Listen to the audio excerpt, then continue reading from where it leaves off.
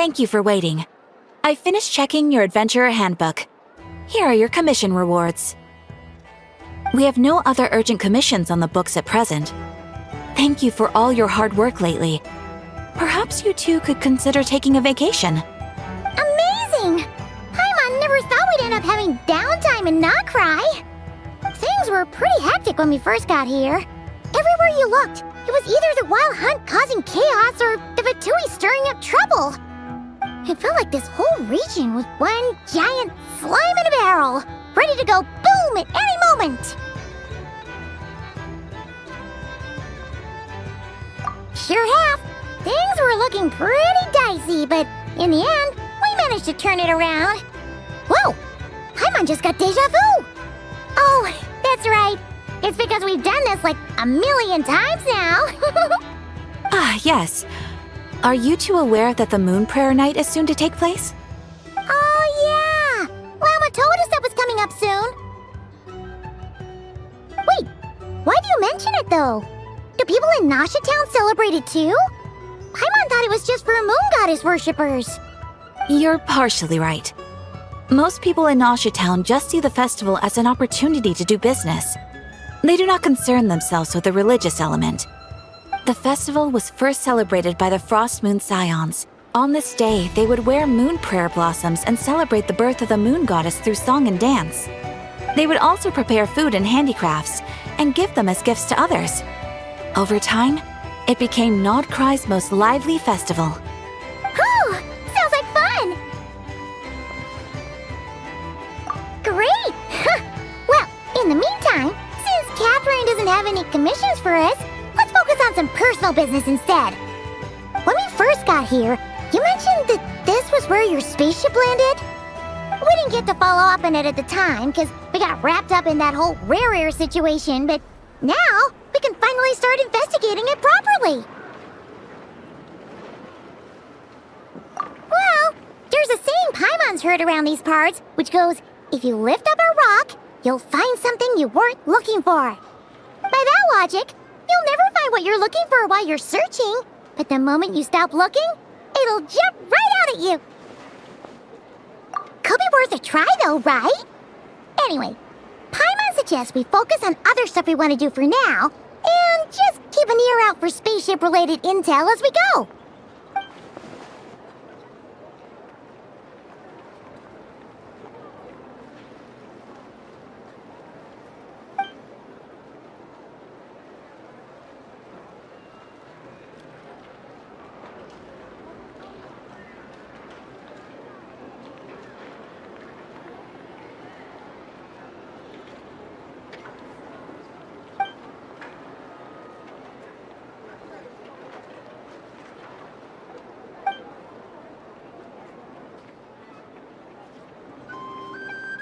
What's wrong?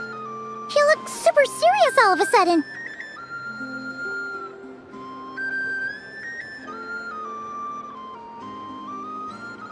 Huh? Paimon gets why you'd be concerned about Columbina, but what does the doctor have to do with anything? Oh, that's true. And now that you mention it, we're definitely overdue for a showdown with the Fatui. It is weird that he hasn't shown himself this whole time. What could he be up to?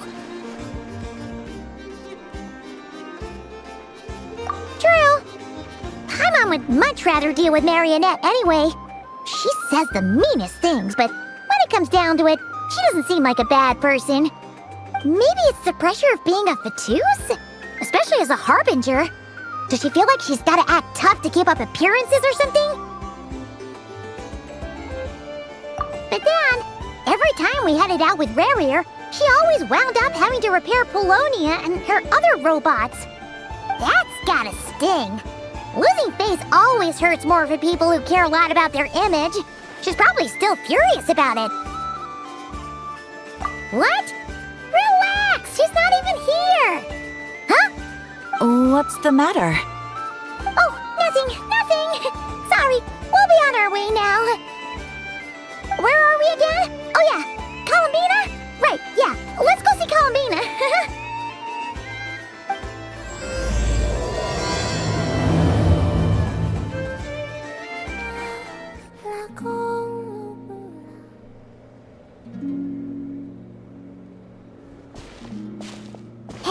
she's sitting up! Is me sitting here a rare sight? No, we just thought you'd be resting. Perhaps I would have been, were it not for the sudden arrival of some unexpected guests. Not that I consider it a disturbance. After all, you are the only ones who are free to enter. Would it not be a little unfriendly of me to lie down while we speak?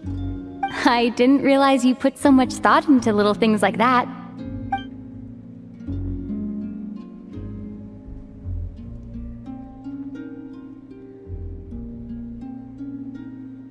Only sometimes. There have been moments lately where I think about you and your companions. They are warm, mysterious, and cozy memories. Very few of my past memories are anything like that. They say that travelers return home bearing bags full of souvenirs. But my luggage was empty, and I believed it would stay that way. Return home? So, you're still planning on returning to the moon? Yes. This planet continues to reject me, reminding me that I do not belong here. If I remain into that, there will come a day that I disintegrate. And I don't mean reduced to dust, or turned into food for the flowers. I mean, I will cease to exist entirely. Alright then. Well, we're sure gonna miss you. But it sounds like we'll have to say goodbye. How do you intend to return? The moon prayer night is soon to arrive. On that day, the moon will be closest to Tevat. The Kuvaki in this land will reach its peak at that time. I merely need to grasp the tide, and with relatively little effort. Oh, Paimon gets it! It'll work like a slingshot! You make it sound like she's gonna get blasted up to the moon. If I did that, I suspect I would crash into the false sky. I will be using a much gentler approach. But I do like the analogy. It's fun. You see? She gets Paimon's sense of humor. In the blink of an eye, the time has come to part ways. It does feel that way, doesn't it? Time seems to fly fastest when you are enjoying it.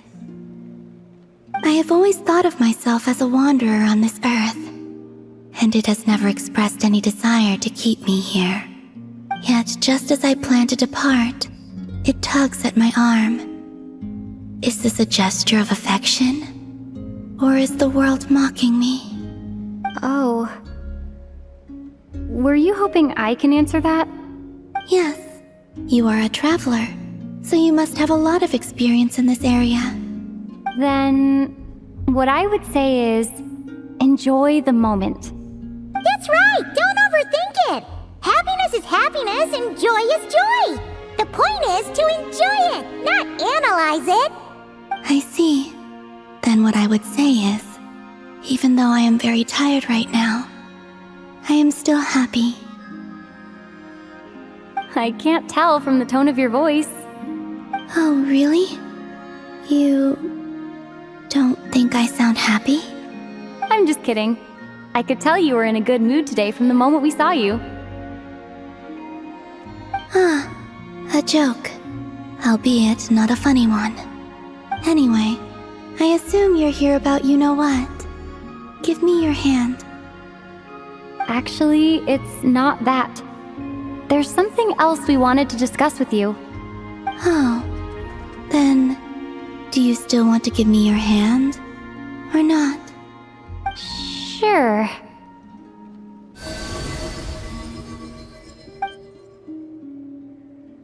Thank you. So, I've heard that in the moon prayer nights of the past, people here would hold celebrations in the moon goddess's honor. Since you helped so much in our fight against the Reihir of Solnari, I think you deserve a farewell party before you return home. I haven't asked everyone else for their opinions on this yet, but I'd like to invite you to join the upcoming moon prayer night. I've never joined a moon prayer night before. I'm not sure what I would even do. Oh, don't worry about that! We take care of everything. All you need to do is show up. Of course, there's no need to force it if you're not feeling strong enough. It's just, this kind of felt like a golden opportunity. But they call me Kutar, and the Fatui have an arrest warrant out for me. I shouldn't appear in public right now.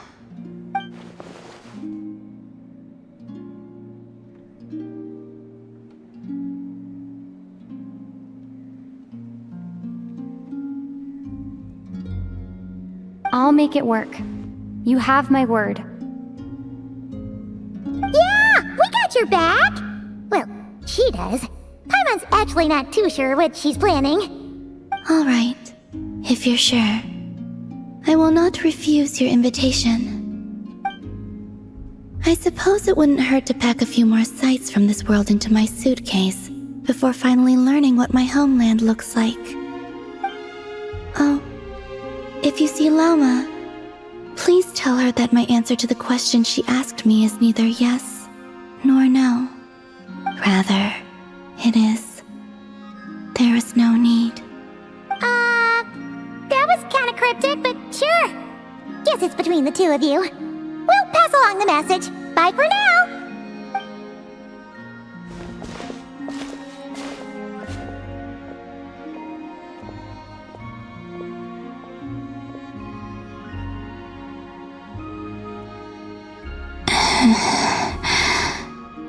And also, I do not know. Since she's agreed to join the festival, let's go see who else wants to take part. Llama's gotta be the person most familiar with the Moon Prayer Night. We should start with her. Also, what exactly is your plan to keep her safe? Not sure yet. I'll figure something out. What? Are you serious? And Paimon even gave you her vote of confidence back there. When did you become so sneaky?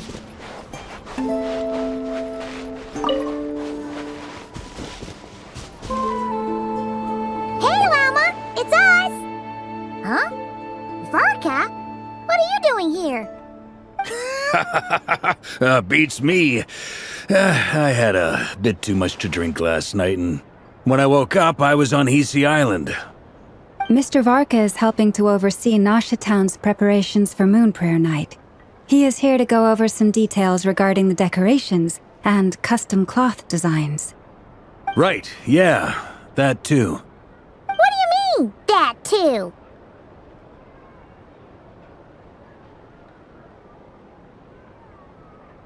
Yes, celebrating this festival is a long-held tradition here in Nodcry.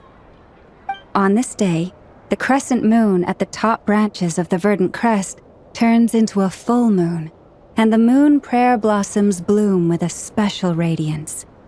Our people take these to be blessed omens. It's an especially welcome event coming off the back of all that nasty business with Rare. Everyone got put through the ringer recently, and now they're looking to turn their fortunes around. The big shots in town all agree that a big, lively celebration is just what we need to rebuild people's faith in this place. No wonder Catherine said that people weren't so bothered about the religious element. That's right. It's become more of a local custom by this point. The celebrations have little to do with whether the religious stories behind this event are true or not. Even the Frost Moon Scions are eagerly awaiting the coming of Moon Prayer Night, despite now knowing that their past beliefs were founded on a falsehood. That's fair. It's a bit like the Lantern Ride in Liyue. It's a chance for people to enjoy themselves, not debate the existence of the Adepti.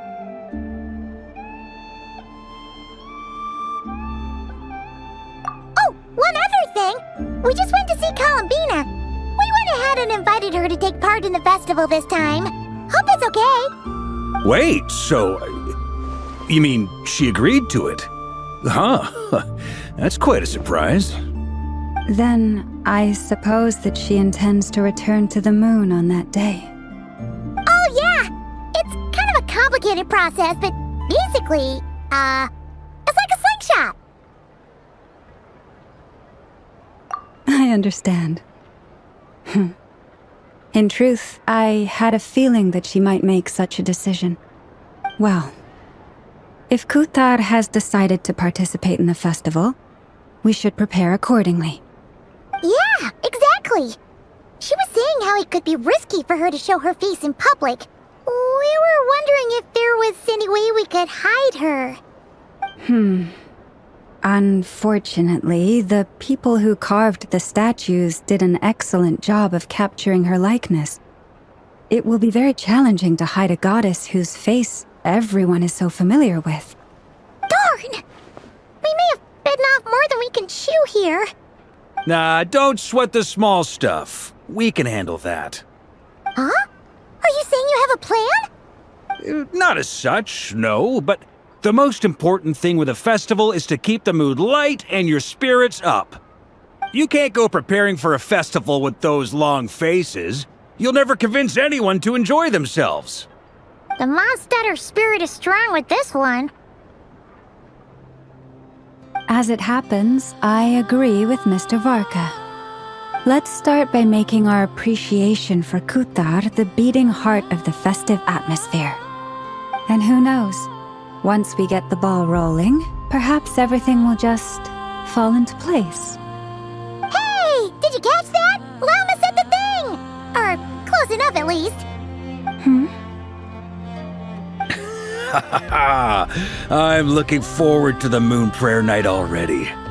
We have a festival in Mondstadt called Windbloom, and you can always tell which couples are celebrating it for their first time by the smiles on their faces. Big, beaming smiles like their whole face is glowing. And I have a feeling we'll get to see that same smile on the Moon Goddess's face at this festival. Not quite the same, surely. Anyway, I'll take care of business in the city, but I'll have to leave the decor up to you and the Frost Moon Scions. No one else can capture that traditional aesthetic quite like you guys. But lastly, there's the final key element that brings the festival to life: companionship. Before you leave, let me show you something that we've been preparing. Mr. Varka had asked to see it already, so you may as well tag along. Also, I have some further questions about Kutar's decision. Huh! What's this? They sure look like they're having fun. I believe so. Kuhenki seem very skilled at playing drums like these, although I'm not sure where they learned it from. Maybe it's an innate talent? In their eyes, they're probably just playing with toys.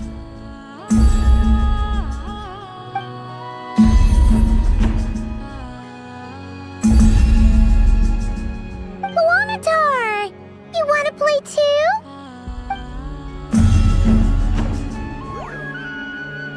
Yeah. She looks more confused than anything. Maybe we can teach her next time if we get the chance. What are these floaty things? Moon veils. Everyone seems hard at work. They are preparing items for Moon Prayer Night. For instance, the sculpture being made over here, Mr. Varka and I were just finalizing the details of where it will be placed. Ah, there she is. I didn't know the finished article would be so large. Not to worry, though. All the necessary arrangements have been made. Just let me know once it's ready, and I'll get some people to ship it over. You have my thanks. And over here, we are preparing a very traditional confection. Oh, look at all these colors! It looks great! Can Paimon try one? Of course. I have a feeling you'll like it a lot. You bet! Sweets and treats are Paimon's favorite! If you included those in the Feast of the Moon, I bet Paimon would have joined the Frost Moon Scions by now. There will also be verdant crests like this present in Nasha Town during the festival. The timing of Moon Prayer Night is not completely set in advance. We make a rough estimate, then observe the changes in the verdant crests and moon prayer blossoms to guide us. As such, the wait itself is a fun feature of this particular festival.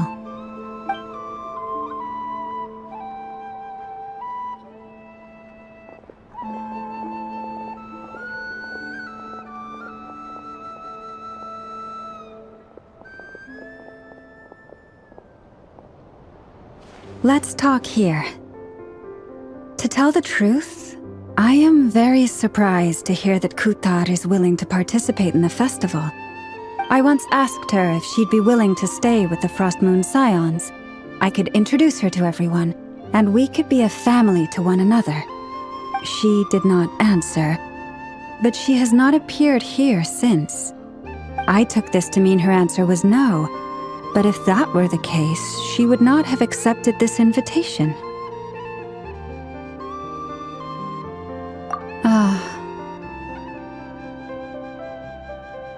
I see. Maybe she is right.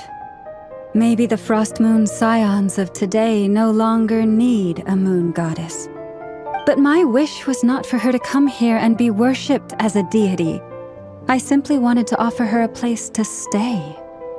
I'm sure she believes that showing herself here might invite Fatui intervention, and as such she does not wish to cause us trouble.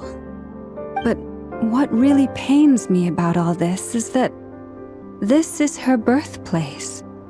She ought to belong here, yet no one has been able to grant her shelter. I think I'm qualified to weigh in here. When someone's about to depart on a long trip, what they need is blessings, not burdens. We should wish her the best, not make the journey harder than it already is. Anyway, she's agreed to attend, hasn't she? All we need to do is simply respect her decision. I see your point. Yes, she will soon depart after all. Our job is to leave her with some happy memories. Besides, who's to say her journey to the moon is a one-way trip? It's not like she can't come back and visit if she wants, right? Paimon agrees wholeheartedly. Festivals are all about having fun, so let's keep it simple. All right, I'm gonna head back to Nausea Town soon. Want to come with? I'm guessing you have some other folks to visit there. Sure thing, let's go! Bye for now, Wilma! Thank you all. Goodbye.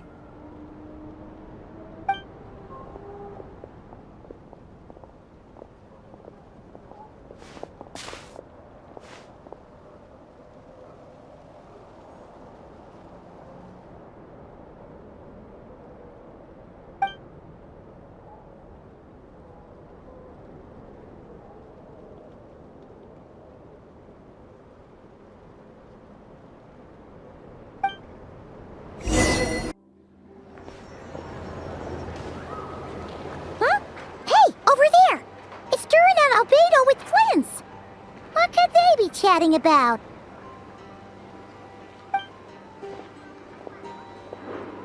Your guess is as good as mine. Ah, Grand Master, and the Traveler and Paimon.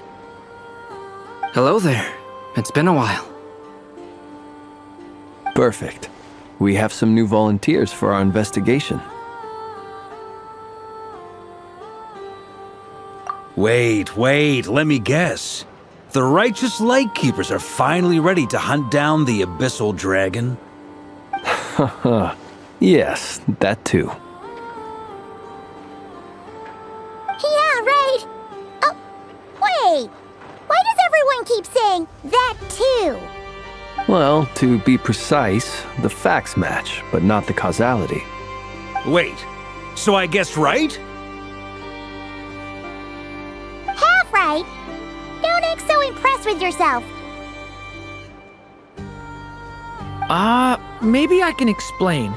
We ran into Mr. Flint's north of Nausea Town. At that time, we just noticed a few abyssal creatures out in the wild, but the strange thing was, I didn't detect any traces of abyssal energy on them at all. On closer inspection, we realized that they were not real monsters, but something akin to reflections in the water, or perhaps a mirage. Huh? What do you mean? Like, you could see them but not touch them? Exactly. It was very peculiar. They roared and tried to attack us, but we could not make any physical contact with them. I think I've heard of things like that happening in Notcry before, but I don't know much about it. Yes, it's a known phenomenon. Mirage-like illusions tend to appear in Notcry in the run-up to Moonprayer Night. From a distance, they appear quite real. I myself thought that Misters Durin and Albedo were locked in battle with abyssal monsters when I first arrived.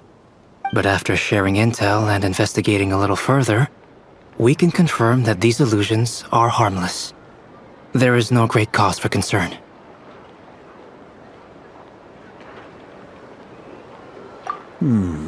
All the Mirage stories I've heard are either animals, rocks, or small houses. Abyssal monsters, though? That's a first.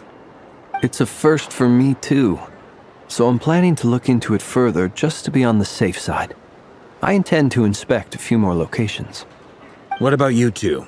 Any plans? Alice contacted me a few days ago. She'd like me and Durin to assist her with an experiment. But we lost contact shortly after receiving the message. I'm sure that comes as no surprise to anyone familiar with her. We don't know when the wind will blow, yet when the wind blows, we will know. That, in a nutshell, describes how Alice operates. Yeah, that tracks. Okay. Well, I suggest we investigate this Mirage business in the meantime. It's piqued my curiosity, and I'm pretty sure I know someone who will already be 10 steps ahead of us. Well said. Right? Whatever's happening in Notcry, she always seems to be the first one to know. Let's go see what she knows. We can invite her and her staff to the festival while we're at it.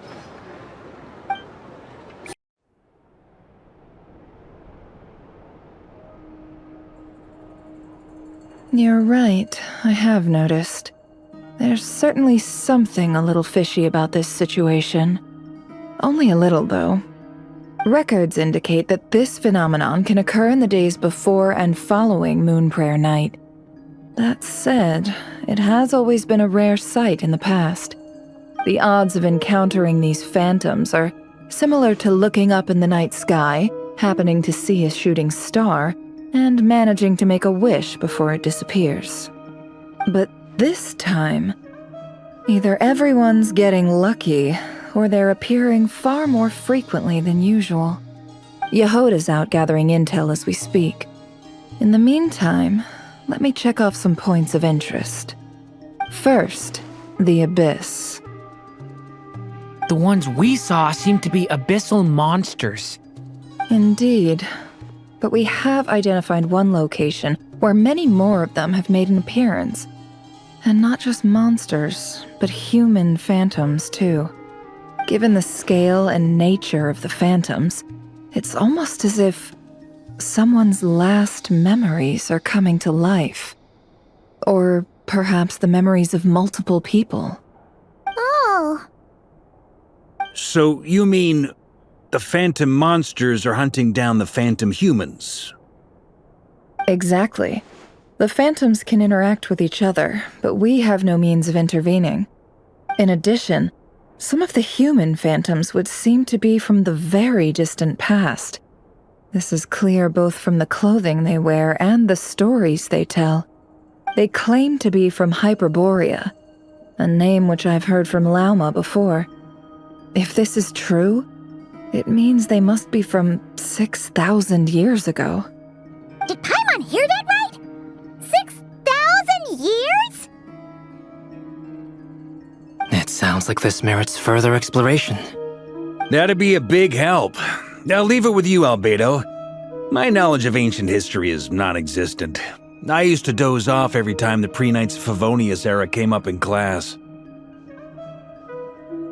It's quite a miracle that you were able to understand these phantoms' speech, given how long ago they lived. I suppose you're right. But I'll leave the archaeologists to ruminate over that conundrum. As an intelligence broker, my sole interest is in the value of the information I gather. Which, in this case, hopefully means earning myself some good favor with our dear Lady Moonchanter. So calculating. Whew, this intel broker logic always catches Paimon by surprise. Sounds to me like we could split the work up. I think the abyssal phenomenon is best left to Albedo, Flints, and me. Agreed. It coincides with my duty as a lightkeeper. For my part, I'd like to understand the abyss better. Even a little knowledge would go a long way. This is certainly a rare opportunity to study the abyss. But even rarer, perhaps, is the chance to make contact with the ancients. The Curatorium will take the lead on investigating the Hyperboreans. We put in the work to learn what we know so far. It seems only fair that we get some quantity of exclusive intel. That just leaves our trusty team of 2 unassigned. Since you became an honorary knight, of course. This was part of my grand plan all along. Ha ha ha! Oh yeah, by the way, we managed to convince Columbina to come to the Moon Prayer Night celebrations. Would you and Yehoda like to join too? She agreed to that? Huh. Quite an achievement.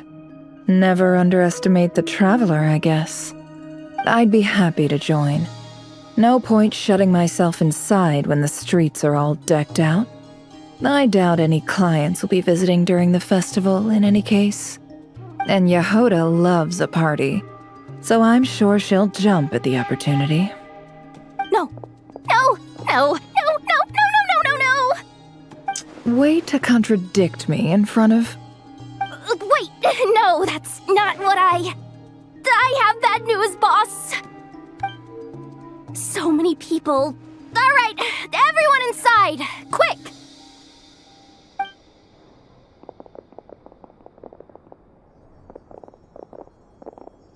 This is gonna sound crazy, but hear me out.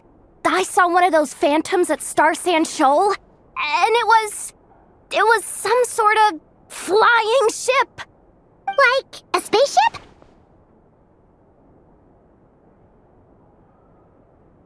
That's gotta be the one you came to Tibet in. You said you saw the same thing through the moon marrow, right? Huh? You already know about it? Ugh, I thought I was gonna blow people's minds. Turns out I'm the last to find out. Wait, back up. You came here in a spaceship? Now my mind is blown! What's it like on the inside? Was it like flying through space? I want to know everything! Yep, exactly. Huge discovery. You're the best, second best intel broker in the world. After your boss, of course. Wow. Really? Well, I don't know if I'm all that, but... I guess that decides where we're heading next. Come on, don't look at me like that. I know the spaceship doesn't have anything to do with me, but you don't want to leave me as the only one twiddling my thumbs, do you? Please? Fair enough. You can tag along. In that case, let's meet back here to discuss our findings once we're done.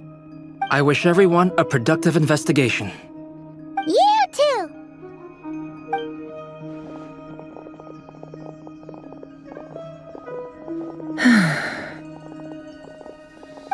What's up, boss? Aren't we gonna head out? Tell me, Yehoda, when did the Curatorium start giving out intel for free? Oh, sorry, boss.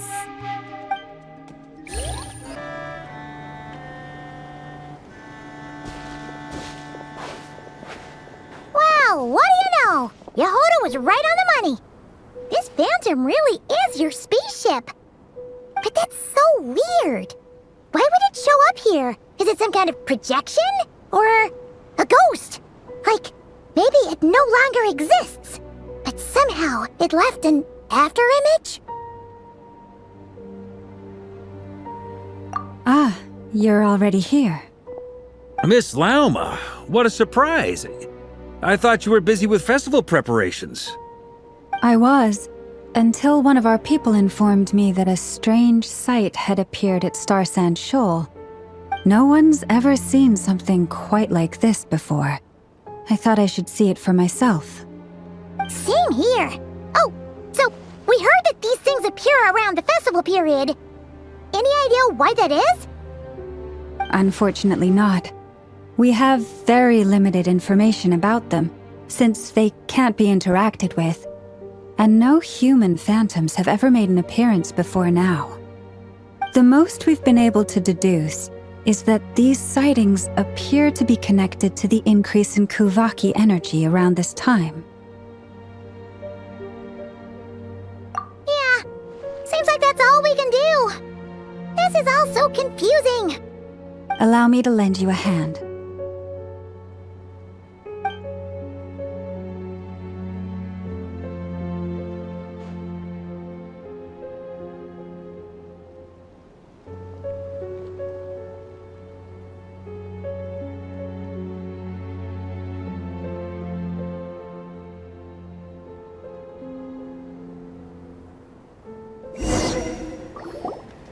Everyone, our friend here should be able to provide us with some information.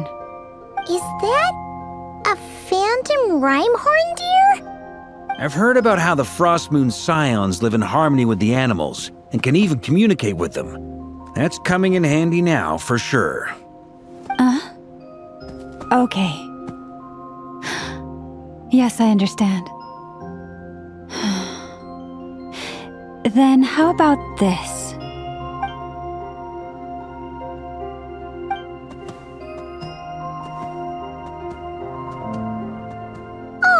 It's leaving! It appears to share our curiosity about this giant spaceship, so I asked it if it wouldn't mind investigating along with some friends. In return, I told it about some nearby spots where the wild fruit grows abundantly. We may live in a different era from these phantoms, but I trust that the terrain, climate, and ecology here are more resistant to the effects of time than some things are. Let's give them a moment and hope for the best.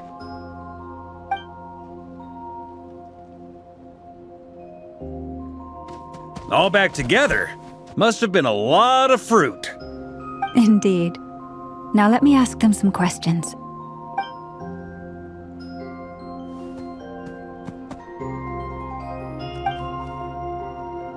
It did find a lot of wild fruit, enough for them to feast for a long while.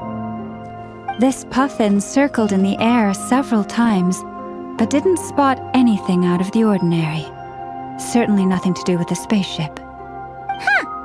Well, it definitely makes sense to get a bird's eye view. Indeed. Other than that, I was also thinking that the world these phantoms see is also different from ours. Oh, I get what you mean. The wild fruit exist in both times and spaces, but there might also be things that only exist in that space-time, which we can't see.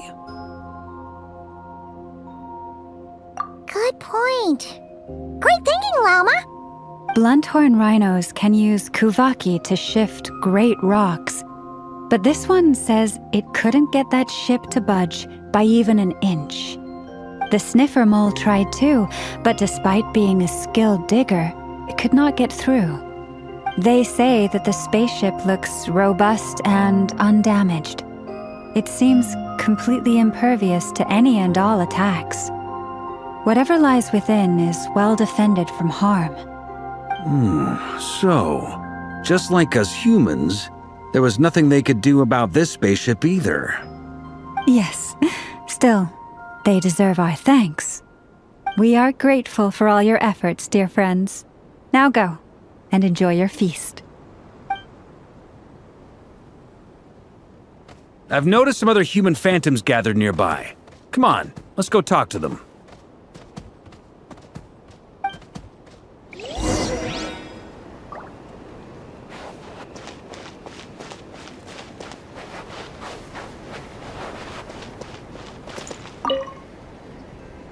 What is this thing? I've never seen it move, and there's no way to get inside. Goodness knows. My grandpa says it's been sitting here at least since his grandpa was still alive. What about his grandpa? Did he say anything to your grandpa's grandpa about it? Huh? I don't know. In all likelihood, it was here back then too. Hard to imagine something this huge could move. Guess that means that as far as they're concerned, this ship's been around a long time.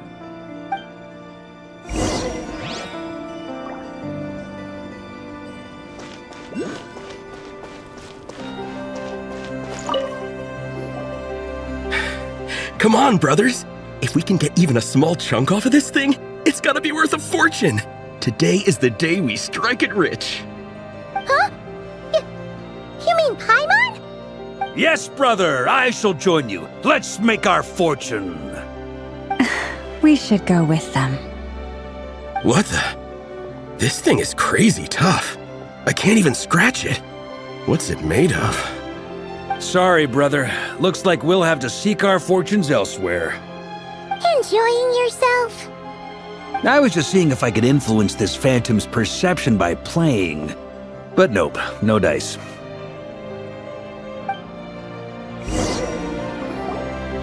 I'm sure we're all starting to build up an idea of what's going on here now that we've spoken to some of the people.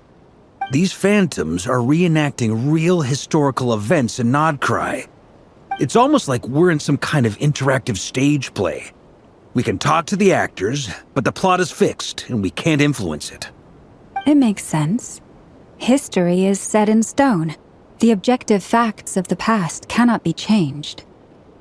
Paimon totally thought you were just goofing around earlier. But actually, you were doing some serious investigating. Of course I was. Anyway, at this point, I think we're forced to conclude that although the Phantom spaceship is right there in front of us, we aren't going to learn much about it from these people.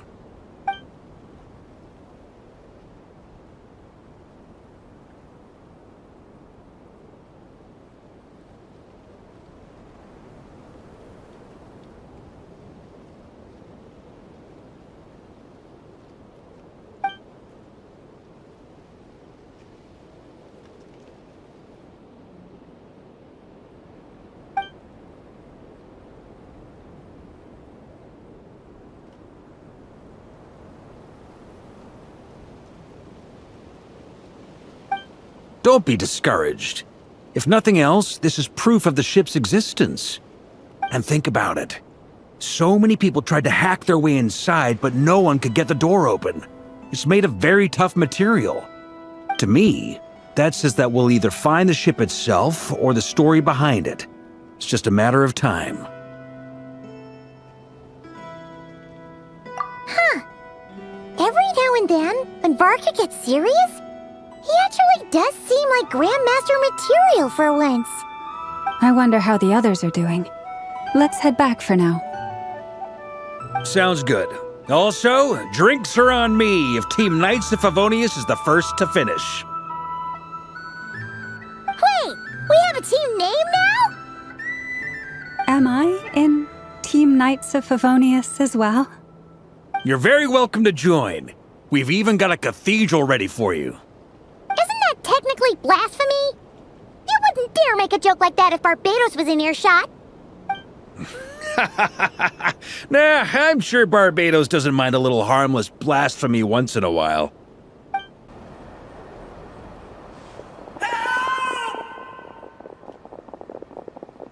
Oh, no! Get away! Oh.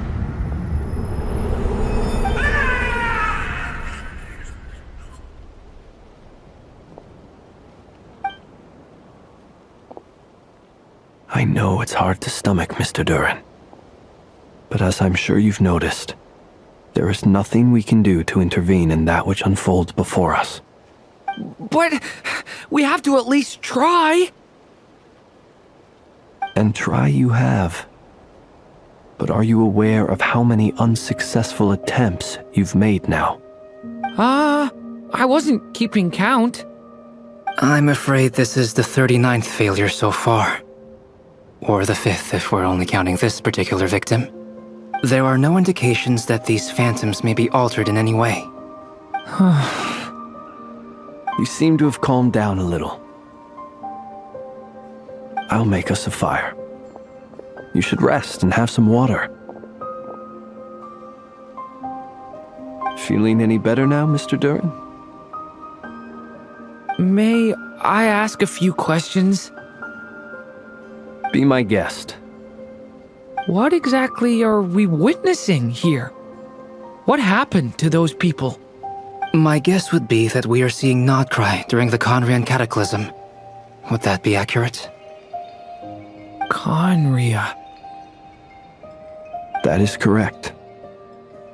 As you know, once the Abyss senses even the tiniest crack, it floods in and spreads like wildfire.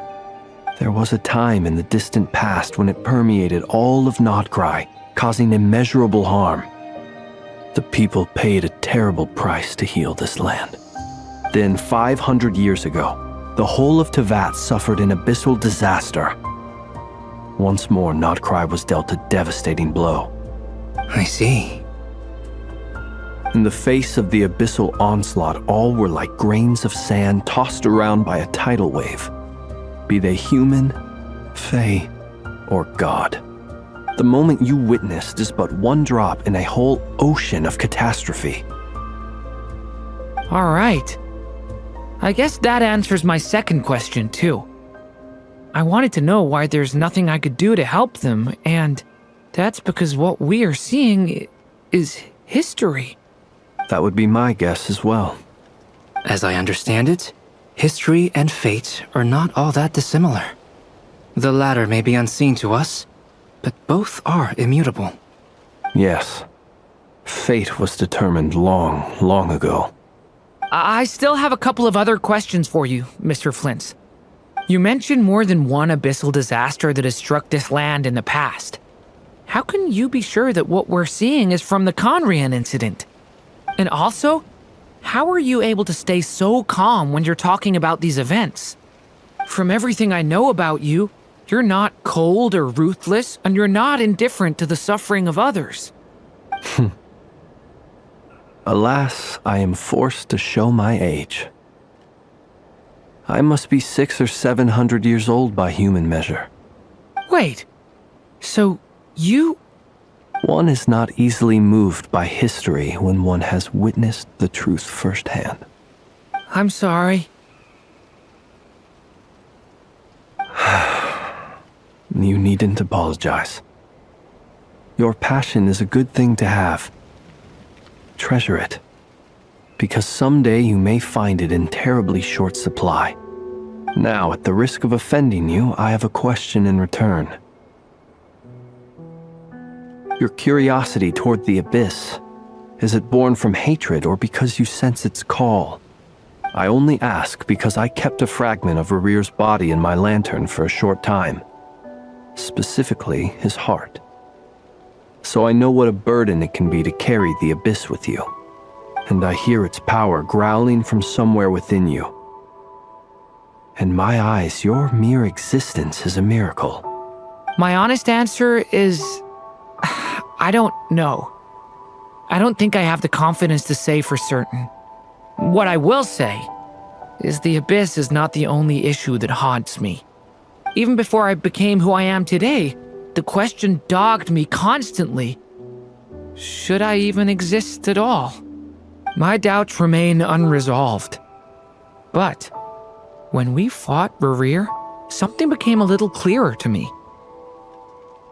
Sometimes it is the darkness within us that allows us to achieve the impossible. I certainly got the sense from your 39 attempts that you were trying to achieve the impossible. It sounds like you've resolved to see the truth for yourself. Absolutely. In that sense, he and I are quite similar. Then I wish you every success. I look forward to the day of your transcension. Well, if everyone's caught their breath, I suppose we should head back. Oh, and one last thing. I'd appreciate if you kept our discussion about history a secret. Incredibly, our separate investigations led us all to the same conclusion. Hooray for consensus! Yeah, but we barely learned anything, though. I totally thought this would be the motherlode. Talking with the ancients? I mean, come on! But nope, all we got was useless snippets of conversation. And all this stuff about moons and hyperopia. What a load of baloney. Seems like people back then had a few screws loose. I understand your frustration. We found the same issue. Each phantom only showed a very brief moment in time. There isn't much value to be found in these miscellaneous fragments of a civilization's history, no matter how glorious it may have been. If there's a silver lining, it's that these phantoms are harmless to the present reality. They shouldn't get in the way of the festivities. Paimon agrees. And not just because it's the first thing she understood in this whole conversation. You look disappointed, Nefer. Is something the matter? What do you think? We all worked our tails off, but the only one to gain anything from it was you, Lady Moonjanter. Well, please do share the Hyperborean records with me. I will gladly inscribe them in our people's documents. Oh, duh! Yeah! That was it! Hyperborea! Hyperborea. I'm serious. Only an expert in the Frostmoon Scions and their history can turn these records into valuable research material. The alternative is to let them gather dust on the Curatorium's storage shelves until the pages turn yellow. Nefer, you're wise enough to know that cooperating and sharing the profits is the best course of action here. Well, that goes without saying. Sure, let's do that. Huh? But didn't you say we aren't supposed to give out intel for free? Sorry. Shutting up. Now is not a good time to push Nefer's buttons. Anyway, back to Moon Prayer Night. I'm thinking that we should prepare something a little special, aside from the usual decorations and so on. You mean a parting gift? Can't go wrong with food. Although, does food go bad on the moon? Perhaps a lantern would be a better choice. It might be dark up there. It could prove difficult to light a lantern on the moon. Magical stones might serve that purpose better. What about a clockwork mecha model from Fontaine? I've got a whole bunch at home. I use them for fighting practice in my free time. None of these sound like things she would be even remotely interested in. But we don't interact with her enough to know what she likes. Yeah. It would really save us the guesswork if someone could find out what she's into. Wait, what the? Traveler? They're all looking at you.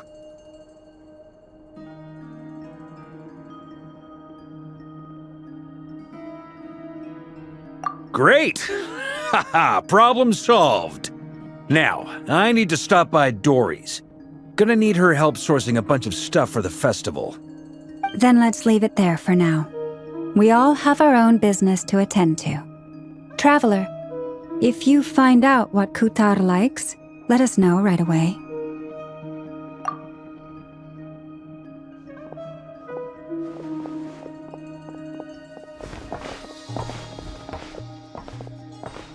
Is something the matter?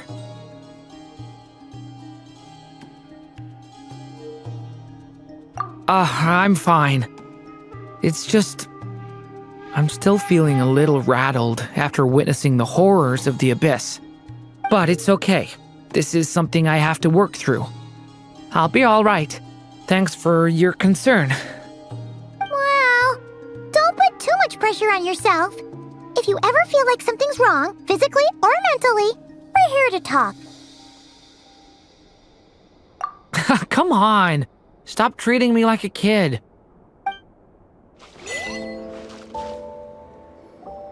Columbina, we're back! Huh?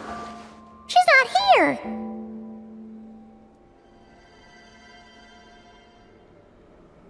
Weren't there a few Kuhenki here last time too? Where did they all go? Walkies? For Kuhenki? You're not pets, you know.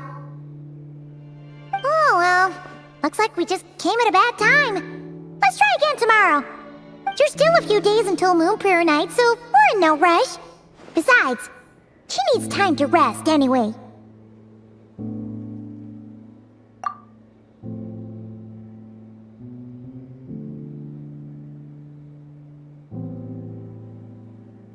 Kalamina! Are you back yet? Oh, how strange. Looks like she still isn't here. Right? It's not like her to spend so much time outside, especially since she's worried about attracting unwanted attention. What about Luonatar? Luonatar, you there? Hey! Do you know where Kalambina went? Sorry, didn't understand. But if you know where she is, could you take us to her?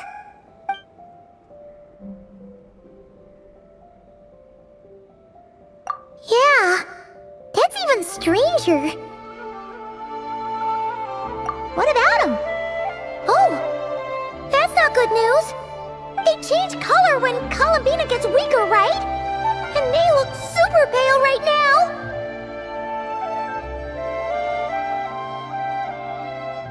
Good idea. She might know what's happening.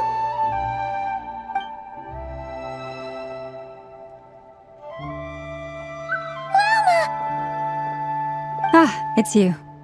How is Kutar? Is she okay?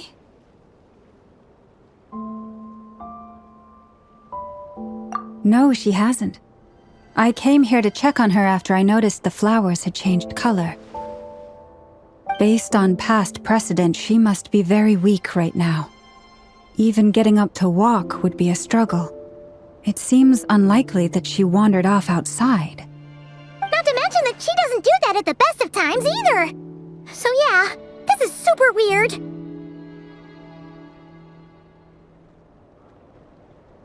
No. Very few people are in the know about Kutar's whereabouts. And if anyone suspicious had visited, they'd have left some sort of evidence. Come on, let's go to Nasha Town. If anyone has seen her, someone there will know about it.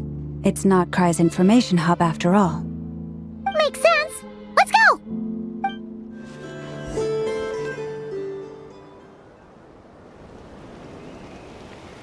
Wait a moment. Is it just Paimon, or is this stall kind of suspicious? It's never been here before, right?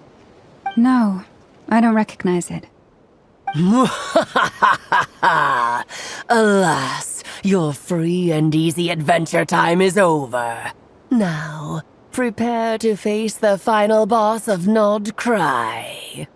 Whoa! Where'd that voice come from? Not sure, but it's definitely hostile. No, no, no, not that way. The final boss is right here. The sniffer mole? That's the final boss? Surely not. Also...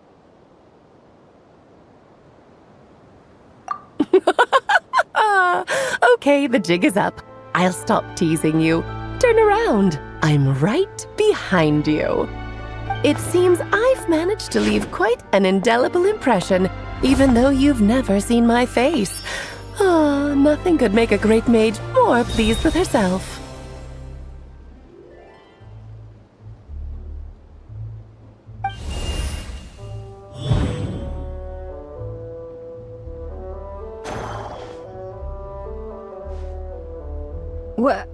What is going on? I've heard that all the big shots in Teyvat have long, wordy titles that stun people speechless when they make their entrance. Unfortunately, none of them are affiliated with the Hexen Circle, and we ourselves keep a very low profile. The notorious name-dropping doesn't quite work for us. Still, I, for one, think I'm really quite amazing. So that didn't stop me from coming up with a title anyway.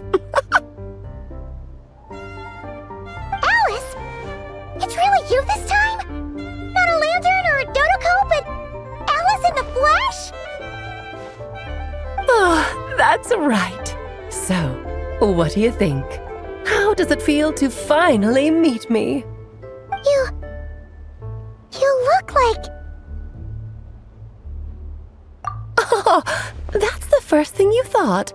A little surprising, but that actually makes me very happy. Because that means that when Klee grows up, she'll be just as stunningly beautiful as her mother. So she's a friend of yours? Kind of. This is actually the first time we've seen her in person. I see. Madam Mage, that was, quite a powerful entrance. I certainly won't be forgetting it anytime soon. It's okay, Lauma, don't force it. Paimon will do the honors. This is Alice from the Hexen Circle. She's a friend of ours. And of Arcus, too. That's right. She's a good person, just kinda unpredictable. Well, what is the human heart if not unpredictable? If we could not do as we please, how would we differ from machines? I am Lauma, Moon Chanter of the Frost Moon Scions. It is a pleasure to meet you. Oh, I know. Before you got here, I spent a good, 15 minutes getting up to speed on Nodcry's present situation. In other words, I've read the whole in the last episode part, so we can skip the pleasantries. Fair enough. Well, Miss Alice, I can already tell that you have quite a unique personality. You'll get used to it. Paimon sure is. So anyway, what are you doing in Nodcry, Alice? Oh, I thought I told you already. This time, I'm the final boss. And what a formidable foe I shall be. Powerful, confident, decisive, and good luck finding my weak spot. You will never succeed.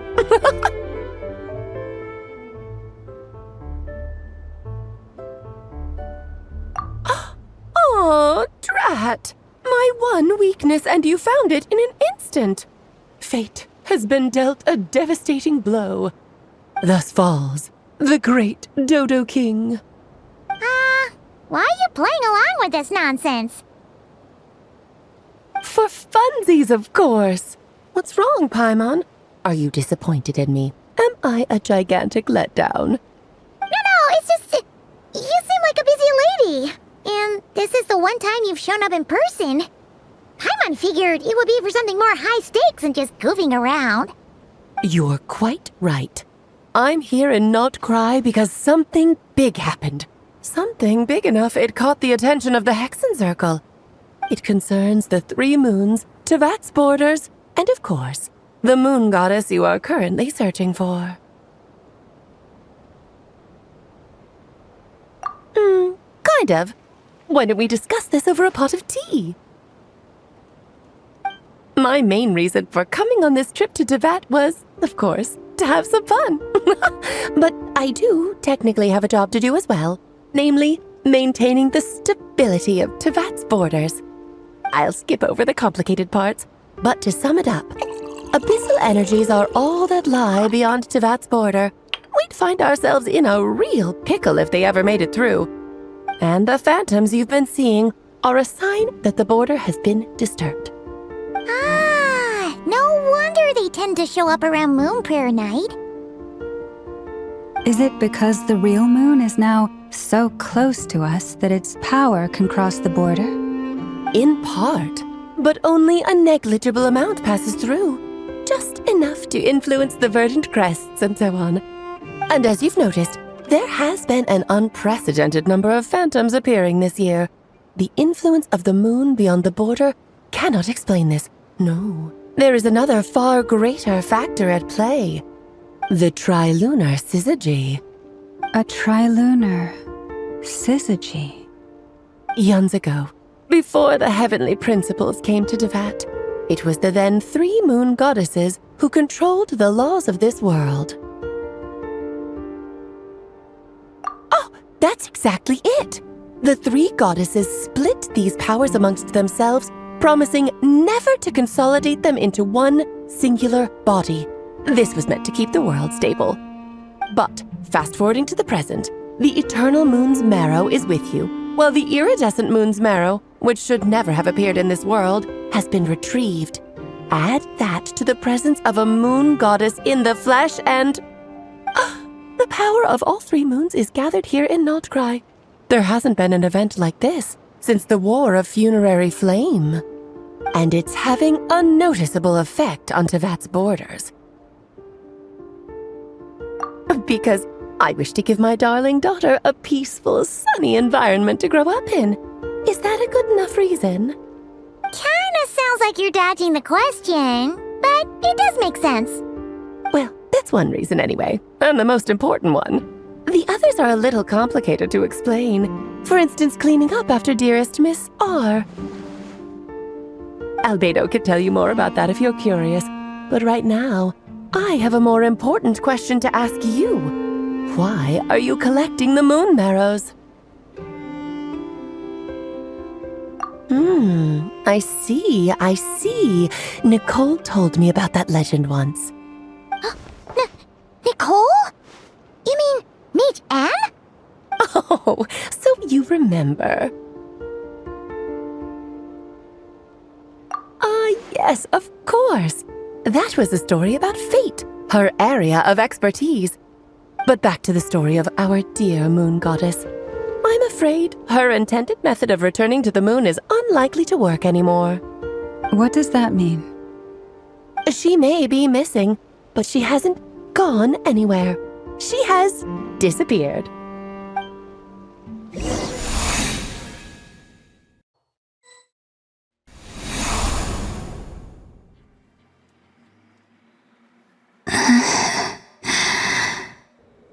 My body is so heavy.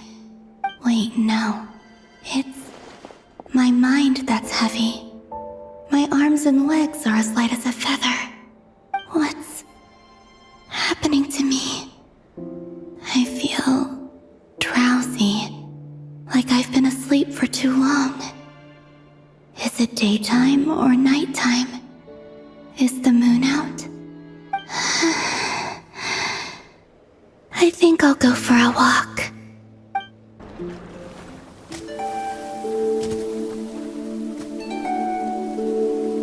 Are you out for a walk too?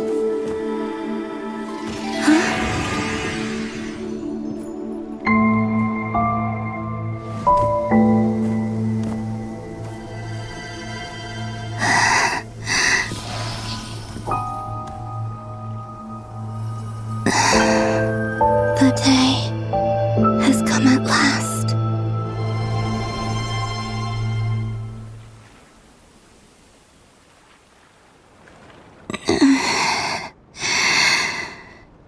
Have I grown so weak that I can't even sustain my physical form? But Moon Prayer Night is nearly here. I was so close to returning home. Death is near. Is this how it ends for me? Will I return to the moon after I disappear? Or... I don't want it to end like this. So far, at least, I still exist. Even if not physically, I can still feel. But as my power wanes, I'm sure that too will fade. I suppose I might take one final look at this world. The world where I was born.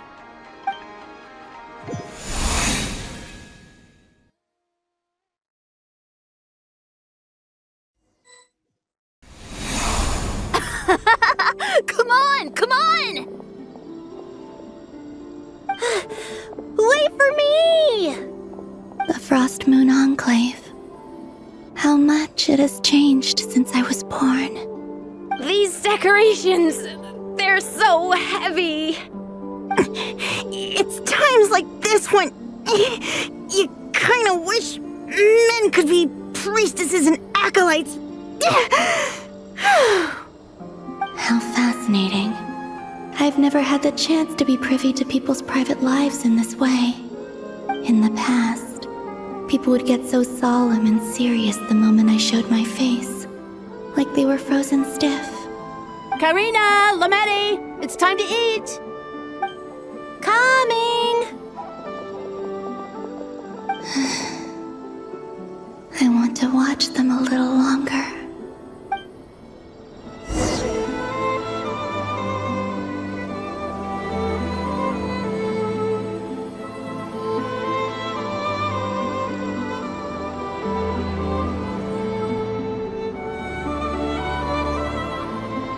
So just fill these balloons with air, right? Yep.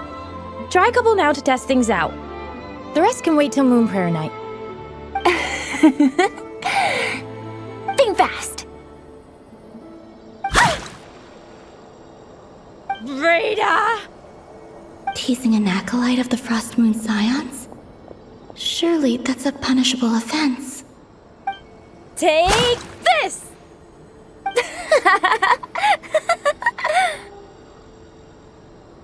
Huh?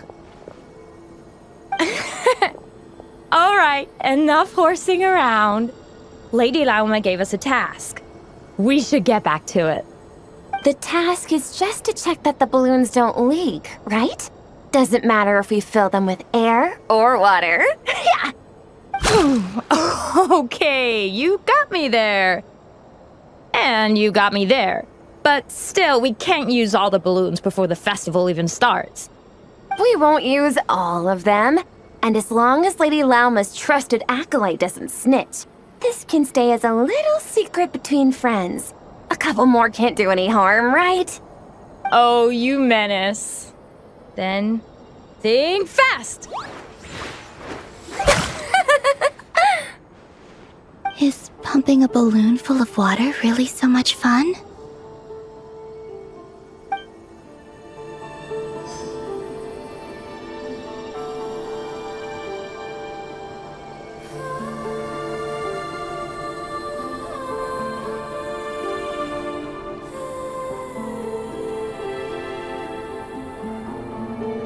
I'm sure you're both tired from playing all day. Come on, eat up. A plain, humble meal.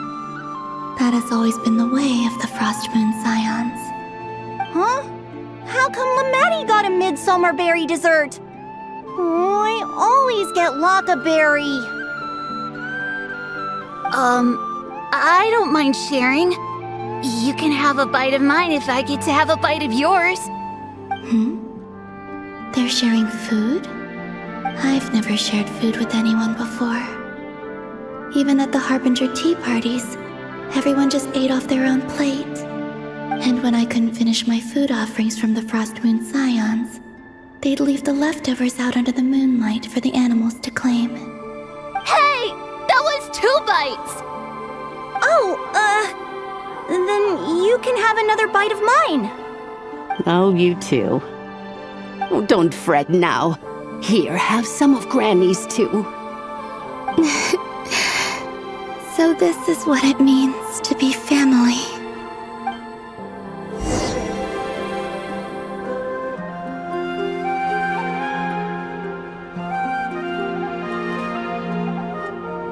I'm seeing so much that I'd never usually get to see. They'd never act like this when I was around. It's nice, being able to just watch people in peace in these final moments. What a rare opportunity. I think I'll go take a look around Nasha Town, too. Maybe the Traveler will be there.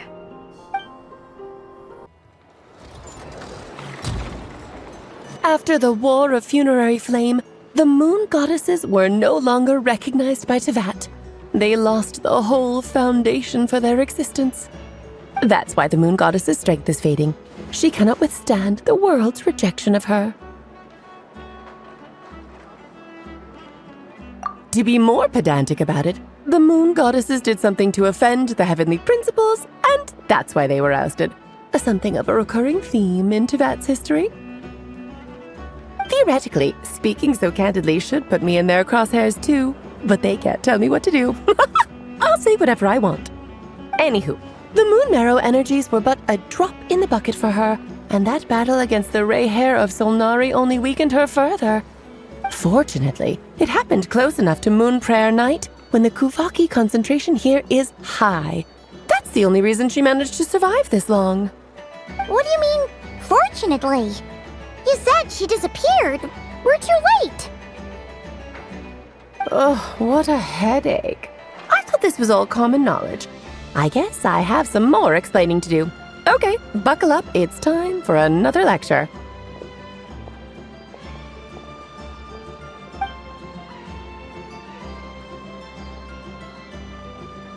Now, I said earlier that the moon goddesses lost the foundation for their existence. The reason for that has to do with the natural order. Basically, the rationale for their existence in Teyvat was lost. The same logic applies to the present moon goddess too. Consider her existence so far. Her comrades in the Fatui called her Damselette. And she was worshipped as Kutar by the Frost Moon Scions. But these connections have now been severed, whether by her hand or yours. So, the rationale that once sustained her existence is now gone. Wait, we did that to her? Oh, well, strictly speaking, yes. But let's not start pointing fingers, shall we? I'll only end up as the big bad villain, and that's not the kind of final boss I want to be. Of course I do. I'm only the greatest mage in the whole entire world. Now, if you wish to find your moon goddess, there are two problems we need to solve. Firstly, we'll need to strengthen the connection between her and Teyvat, at least enough to sustain her until Moon Prayer Night. Strengthen her connection? But does that mean I'll have to rally all the Frost Moon faithful behind this? I'm afraid a bygone faith and a former home won't be of any help to her now. Do you know her name? Her name? Oh, yes. Names are very important things. A name is a fundamental concept that anchors one's entire existence. Then your first job is to find it. As a moon goddess, I'm sure she must have a name she identifies with. Neither Columbina nor Kutar is her true name, and she's never really accepted either of them. So, finding out her real name is enough to sustain her existence? Yes, I know it sounds like a small step, but every journey begins that way. So for now, that's all we need to focus on. The second problem is with her plan to use the moon marrows to return to the moon. Unfortunately, piercing through the false sky will take an enormous amount of power. Given her current condition, she won't be able to provide anywhere near enough power, even if she recovers her physical form. But no need to fret. Nicole's the expert in this field, and I'm sure she'll figure something out. Wait, Mage N is going to help us out too? That means we've got 2 Hexacircle mages on the case. This is turning into a pretty big deal. Actually, this is more of a side quest for me. Like you said, I'm a busy lady, so I can't stay for too long. I'll have to return to Teyvat's border soon. That's the upside you get for looking out for my little Klee. Hopefully that will incentivize you to carry on keeping her company in the future. Anyway, jokes aside, you'd better get moving. It will take quite a miracle for the moon goddess's consciousness to hold out till Moon Prayer Night. Oh, I suppose I might as well tell you where Nicole is before I leave. Off you go now. Time to meet your new friend. Oh, yes, and a little suggestion. Don't forget to mind your heads. What? I wonder how Durin's doing. I should really go see him before I head back. You really are super busy. I most certainly am. There's so many children I have to keep tabs on just in Mondstadt. Durin, Albedo, Venti, Varka.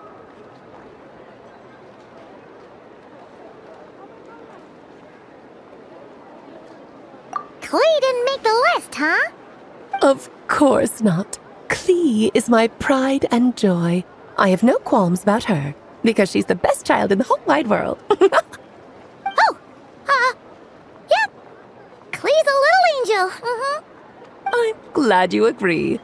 Well, all the best. See you when I see you.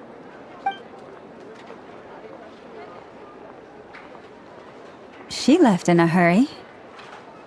Yeah, she didn't pack up her stall. Should we handle it for her? I must say, I'm now very curious about her daughter. Clee, wasn't it? What's she like? That's a long story. Come on, we'll fill you in as we go.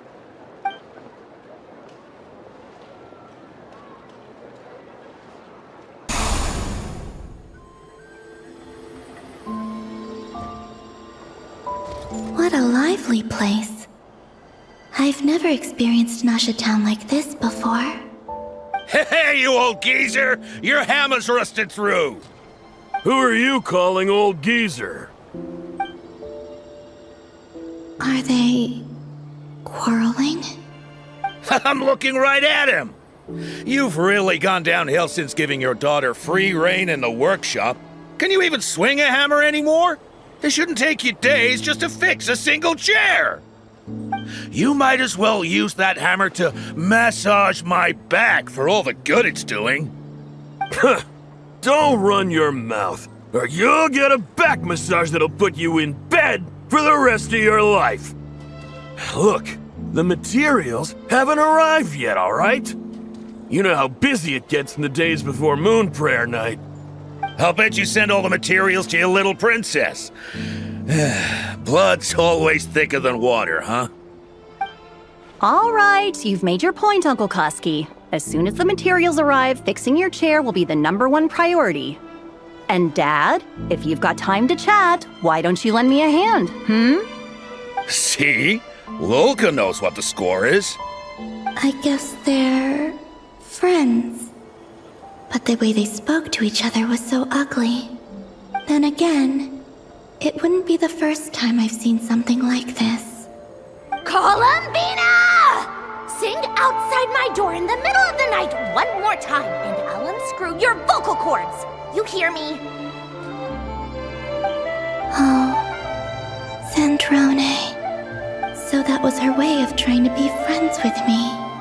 What a pity. I won't get the chance to say any ugly things in reply.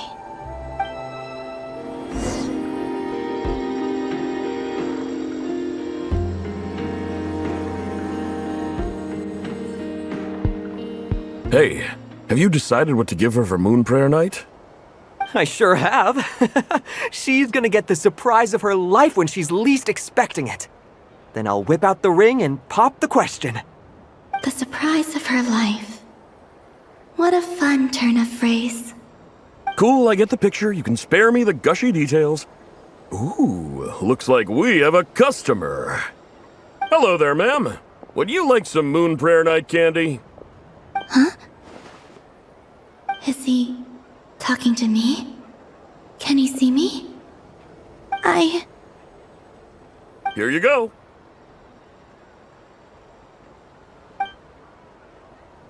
Oh.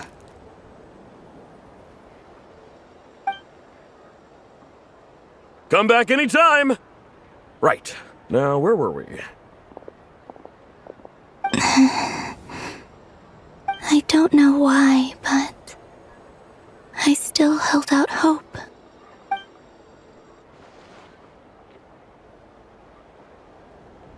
The most important thing right now is to find that mage. This name thing seems super important too, but where do we even start looking? I'd better go pay the Fatui a visit.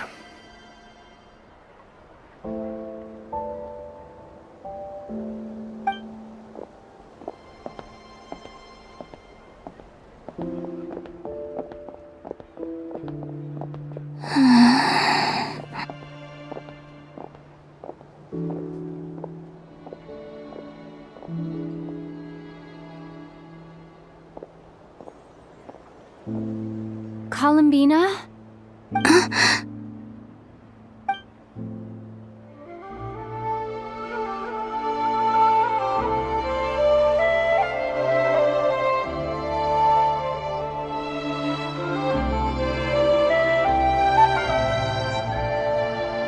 traveler? Let's go! This is no time to be spacing out!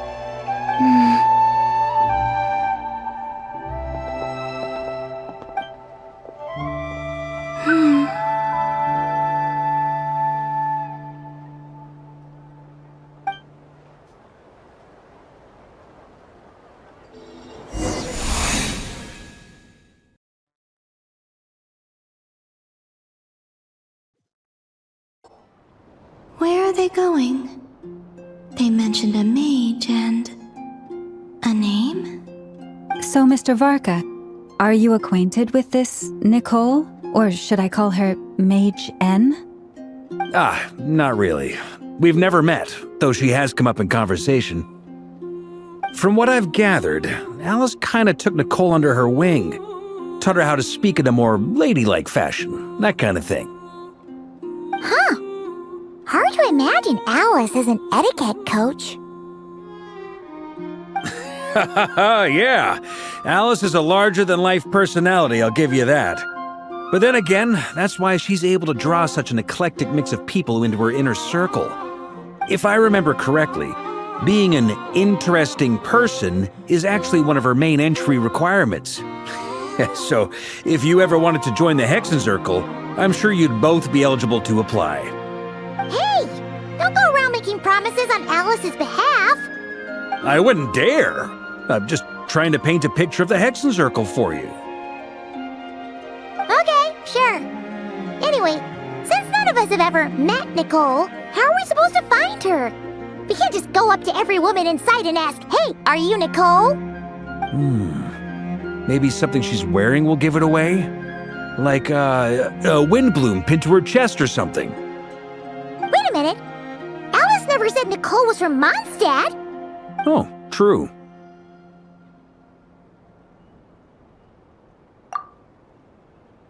That would be this young lady, then?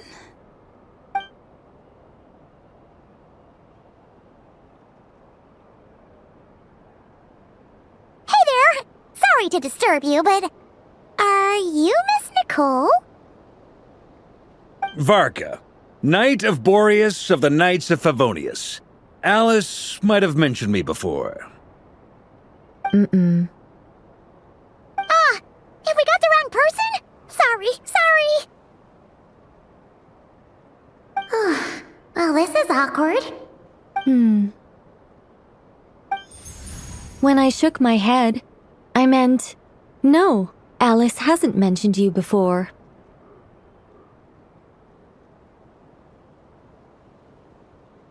Huh? Where is this voice coming from? My apologies. For certain reasons, I am unable to speak. This is the only way I can communicate with you. It might take some getting used to, but I hope you can understand. Hey, it's fine. I'm more shocked by the fact that Alice never speaks about me. I mean, As for you two, we have crossed paths twice before, but it is nonetheless a pleasure to finally meet you. It's really you! Thanks for all your guidance in the past! You're quite welcome. This time, things are different. We have reached the unwritten pages of the story. You might say that we stand at the crossroads of fate.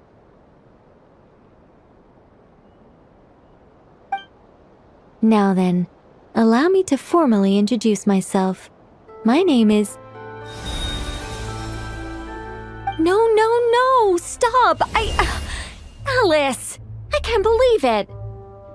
I had a whole speech prepared. I'd agonized over every single word. She always picks the worst moments to ruin other people's plans. I'm so sorry about that. Alice took the liberty of devising some bespoke self-introduction magic for each member of the Hexen Circle. But I could have sworn I deleted all of the triggering conditions for it. How did it bypass everything? Oh gosh, this is so embarrassing. This is a very different side of Nicole than what we're used to. Is she not used to face-to-face interactions? Don't worry about it. We've seen that introduction magic once already, so it wasn't too much of a shock. Please go on, Miss Nicole. We'd love to hear what you have to say, or, well, communicate. Huh? Are they talking to this lady? But... Will you all promise to forget that horrendously embarrassing introduction? Sorry? Embarrassing? When?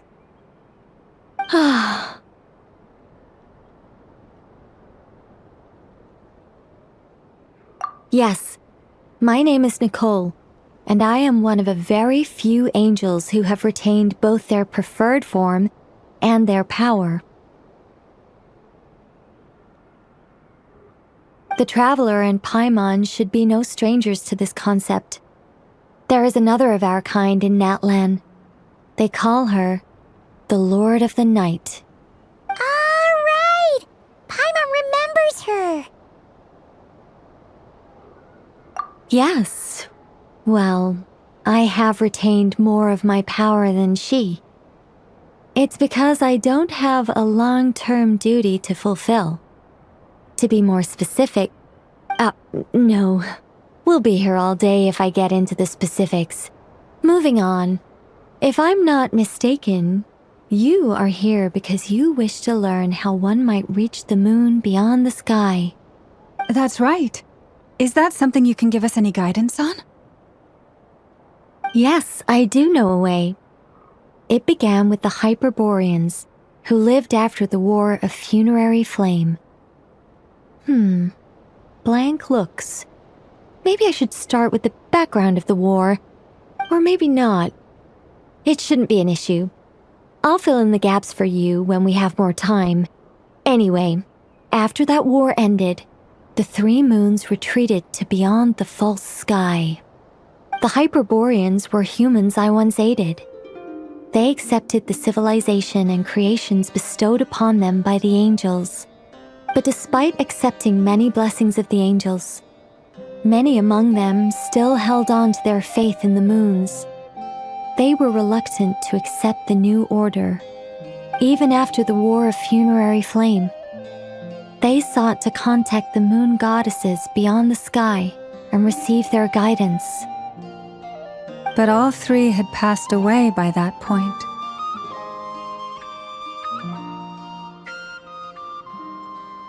This mage has a unique method of communicating.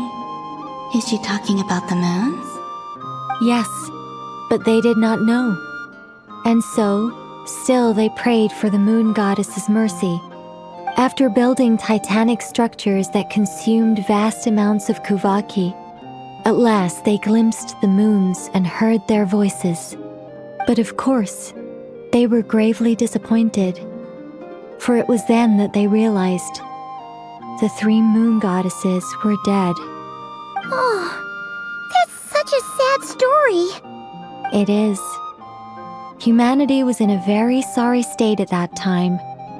The angels who had once aided them were gone, and the War of Funerary Flames had left them homeless and destitute. Just a second, I gotta ask. How relevant is all this history to the task at hand? Well, I mean, it's... Okay, it seems we've drifted into irrelevant narrative waters. It's been a while since I've had the chance to speak inside someone's head. As soon as I got started, I lost control and the words just flowed out like a waterfall. What I'm trying to say is... Right, yes, that's it. The relevant part is the ritual created by the Hyperboreans. The fact that they bypassed the false sky and saw the true moons implies that they successfully built a connection between Teyvat and the outside world. Which means, with enough Kuvaki and a sufficiently stable connection, it should be feasible to send one person over the border. Okay, so they built some kind of portal? Oh, yes. A portal. Yes. Is something wrong? You sound disappointed. I just didn't expect you to summarize it so well.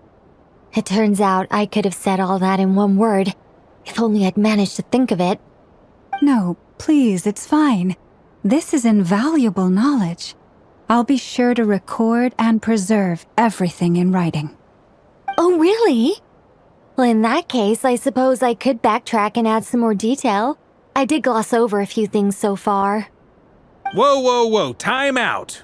Let's summarize what we've got first. The Hyperboreans were the last ones to use this method, right?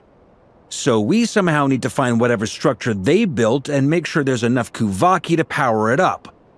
Luckily, we have the moon marrow of both the eternal and iridescent moons, so we're all good for Kuvaki. Which means the key issue we need to focus on is finding the place. Am I right so far? Yes. Although I expect the structure is long gone by now. That said, what if we could take advantage of the phantoms to travel back to a time when it still existed? Well, travel back isn't quite accurate. It's more like we'd be creating a handshake between 2 points in space-time. We wouldn't even have to pick a time when it still existed. It could just be a time when it still appeared in phantom form via projection, or we could project our own phantoms, fold them together at... You look lost. Was that too hard to follow? Yeah, things got a little, technical there. Paimon's brain is reaching capacity. Alright, let me think about how to put this more simply. Okay, got it. Over the next few days, I'll search for phantoms that we can use. Once I find one that meets the criteria, I'll let you know and we'll regroup. By completing certain rituals, specific individuals will be able to enter the phantom and make it to the Hyperborean structure. If everything checks out and it looks feasible, we'll just need to wait for Moon Prayer Night, and we can send the moon goddess back home. I'm really skimping on the detail here. Is this making any sense at all?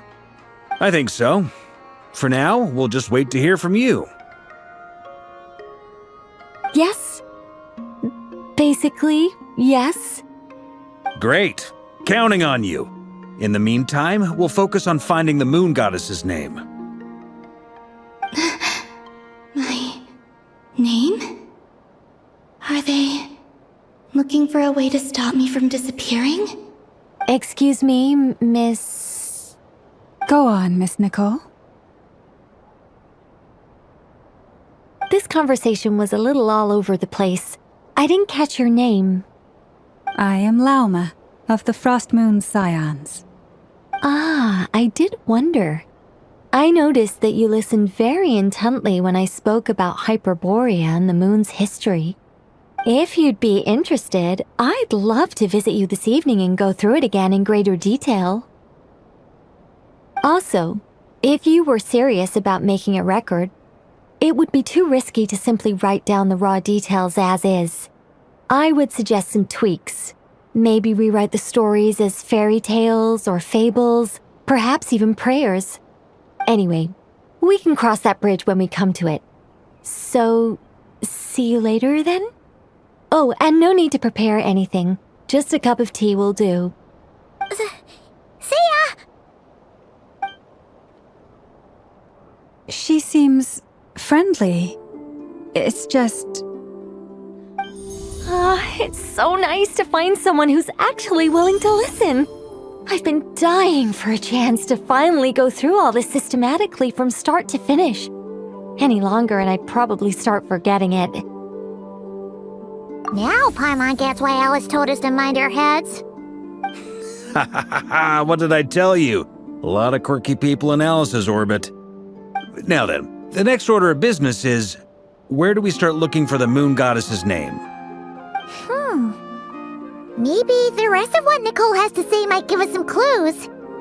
Once I've heard her out, I'll summarize the salient points and share them with you all. I'm also inclined to review our other documents. Yes, our faith was first established by our Hyperborean ancestors, but many of the more factually accurate records are from after Kutar's birth. Sounds like we're gonna follow Columbina's journey through Devat, huh? In that case, we'll start by heading to the Frost Moon Enclave. Sounds like a plan. Take this with you. I'll see about getting in touch with the Fatui.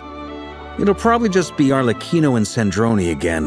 They're the only ones who would want to help. Thank you, Mr. Varka. Don't mention it. Honestly, I'm more comfortable dealing with the Fatui than prying into the details of a young lady's childhood. Catch you later. I should follow them, just in case there's some way that I can help.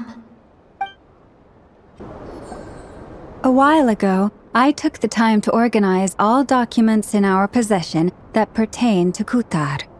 What you see here is the material I consider reliable.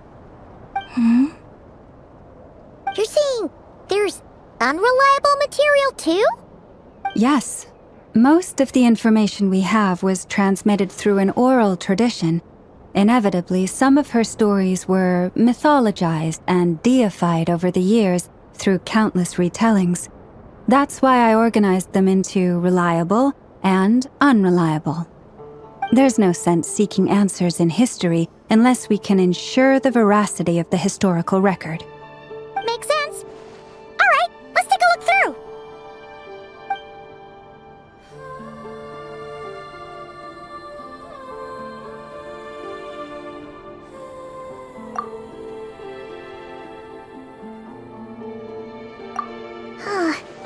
Almost all these records refer to Kutar instead of Columbina.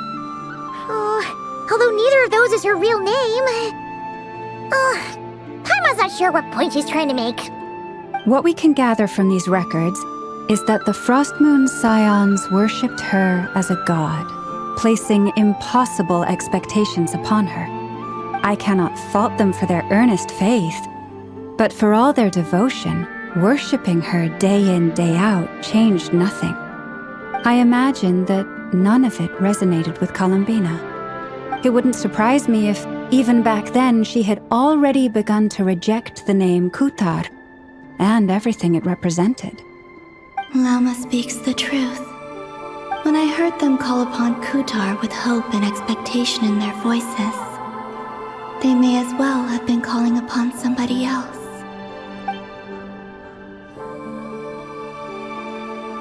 Well, that's a bit complicated. I looked at the level of detail, perceived authenticity, prose style, and how realistic their portrayal of Kutar seemed to be. Amongst the Frost Moon Scions of today, only I know of her existence, and I alone have spoken to her face to face. As such, I know that there are certain things she simply would never do. That being said, I have sensed some changes in her lately. Changes? Me? Seems like this is getting us nowhere. For what it's worth, why don't we check the unreliable sources too? Sure. Give me a moment.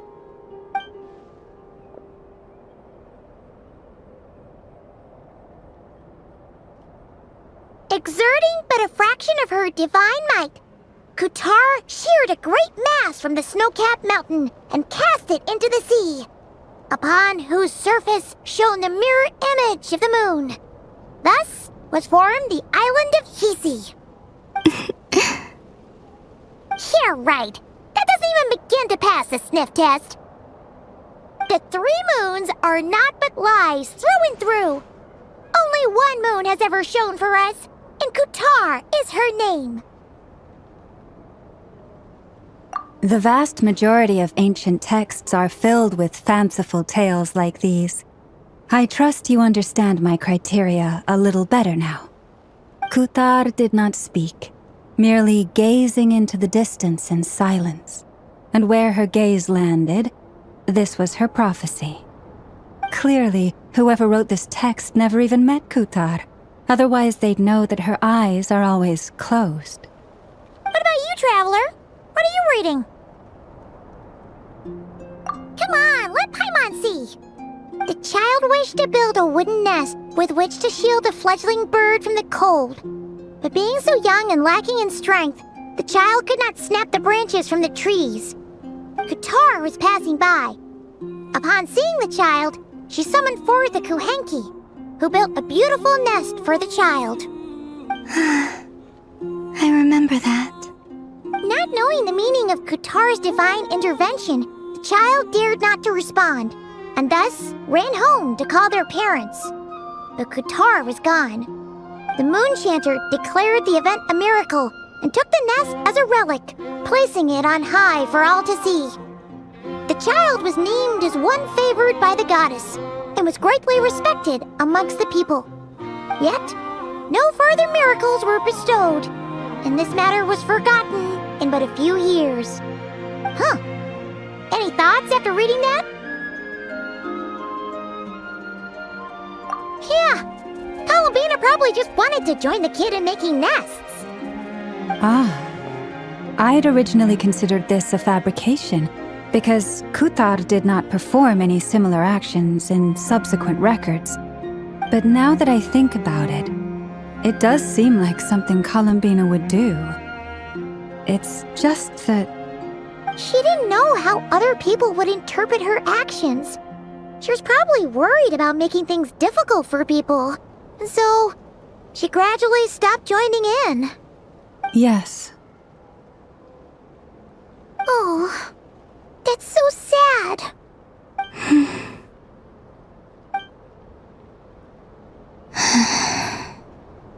And now, I can make no such gestures of warmth, even if I want to.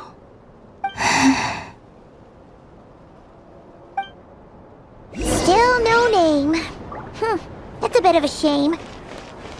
But we did learn some interesting stories. That's gotta count for something. Barca said he was gonna set up a meeting with Arlecchino and Sandrone, right? Let's go back to Nasha Town and see how he's doing.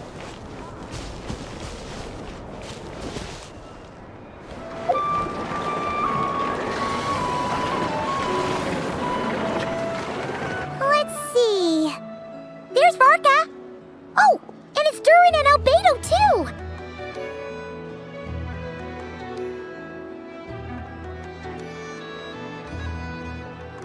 Yeah, this is pretty much the same place we bumped into each other last time. I convinced them to stick around a little longer. We were all waiting on people, so I figured having a little company would help pass the time. Ah, so you've been waiting for us? Does this mean that you've already arranged things with the Fatui? Sure does. Now you're back, we can go meet up with them together. How'd your investigation of the Frost Moon Enclave go? Well, we didn't find out Columbina's true name. But apart from that, it went pretty well. Aha, just as well that I didn't tag along then. I'm sure our moon goddess wouldn't want every man and his dog knowing all about her private life. Still, desperate times, desperate measures, I guess. Someone had to do it. So, Varka was waiting on us, but what about you two? Are you waiting for Alice? Oh, no, we already met with her. We discussed that experiment I mentioned to you last time. Oh, and she also handed me this communication device. That's right. I understand she informed you about the relationship between the phantom phenomena and Tevat's borders, yes? She wants me to help her with some more experiments on that front. She said that she'll contact me through this device with more information. Ah, I see. Following instructions and making observations. Pretty common research method. Takes me right back to Albedo's lab. Wait, then who exactly are you meeting? Someone you know. Albedo's met him too. But I don't think Miss Lauma or the Grand Master have been introduced. Introductions are overrated, especially in cases like this. It's you! So, it's not like the academia has prohibitions against going abroad. Also, I applied for leave. I've been writing to Hat Guy since obtaining a human form. I've already brought him up to speed on everything that's been going on in Nodcry. Hat Guy? Turns out, I actually have heard that name before. Oh? Then why did you react the same way I did? I only knew the name, not the fella. But since we're all here, let's do some introductions for what it's worth. I'm Varka, Grand Master of the Knights of Favonius. Lauma, Moon Chanter of the Frost Moon Scions. And I'm a Driosh from the Vahumana Darshan of the Sumeru Academia. Hat guy. Good to see you again, Mr. Guy. I believe we last saw each other on the boat ride here.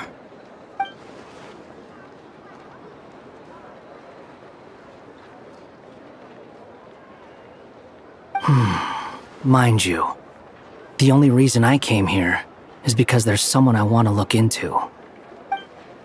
Who's that? The Doctor, also known as Dottore, second of the Fatui Harbingers.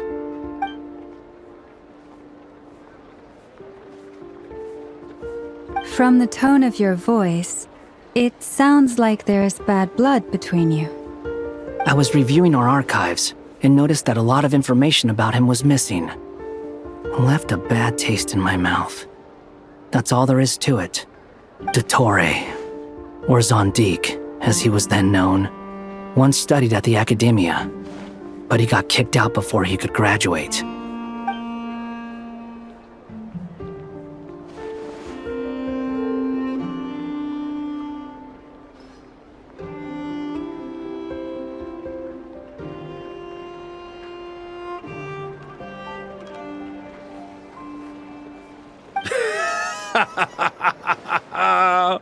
So the Harbinger's #2 man is a college dropout? How embarrassing for them. Last we heard, he was planning something. We actually heard that a few times before, even coming to Notcry, but we haven't seen a trace of him since we got here. He only appears when something interests him. For all we know, he might have left already. But the fact he did something here at all is worth noting. It'll fill a couple extra lines in his file. Why does it sound less like a file you're writing and more like a criminal record? Anyway, we were just about to meet 2 of the other Harbingers. Want to come along? You might learn a thing or two about him there. Sure. Even though they're Harbingers, well, they're old acquaintances of ours, so, you know, when you talk to them, try to be... I got it.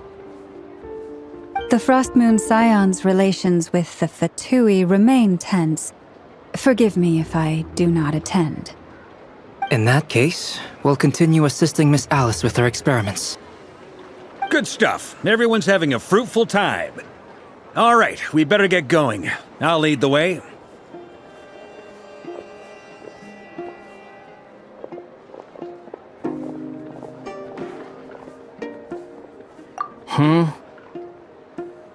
Well, yeah, that's obviously part of it.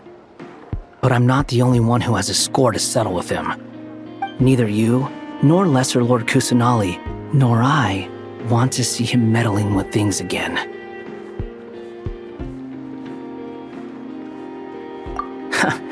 What's the hurry? Don't worry.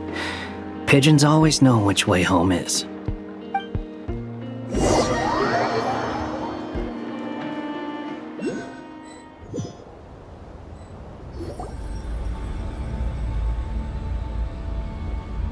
You made it.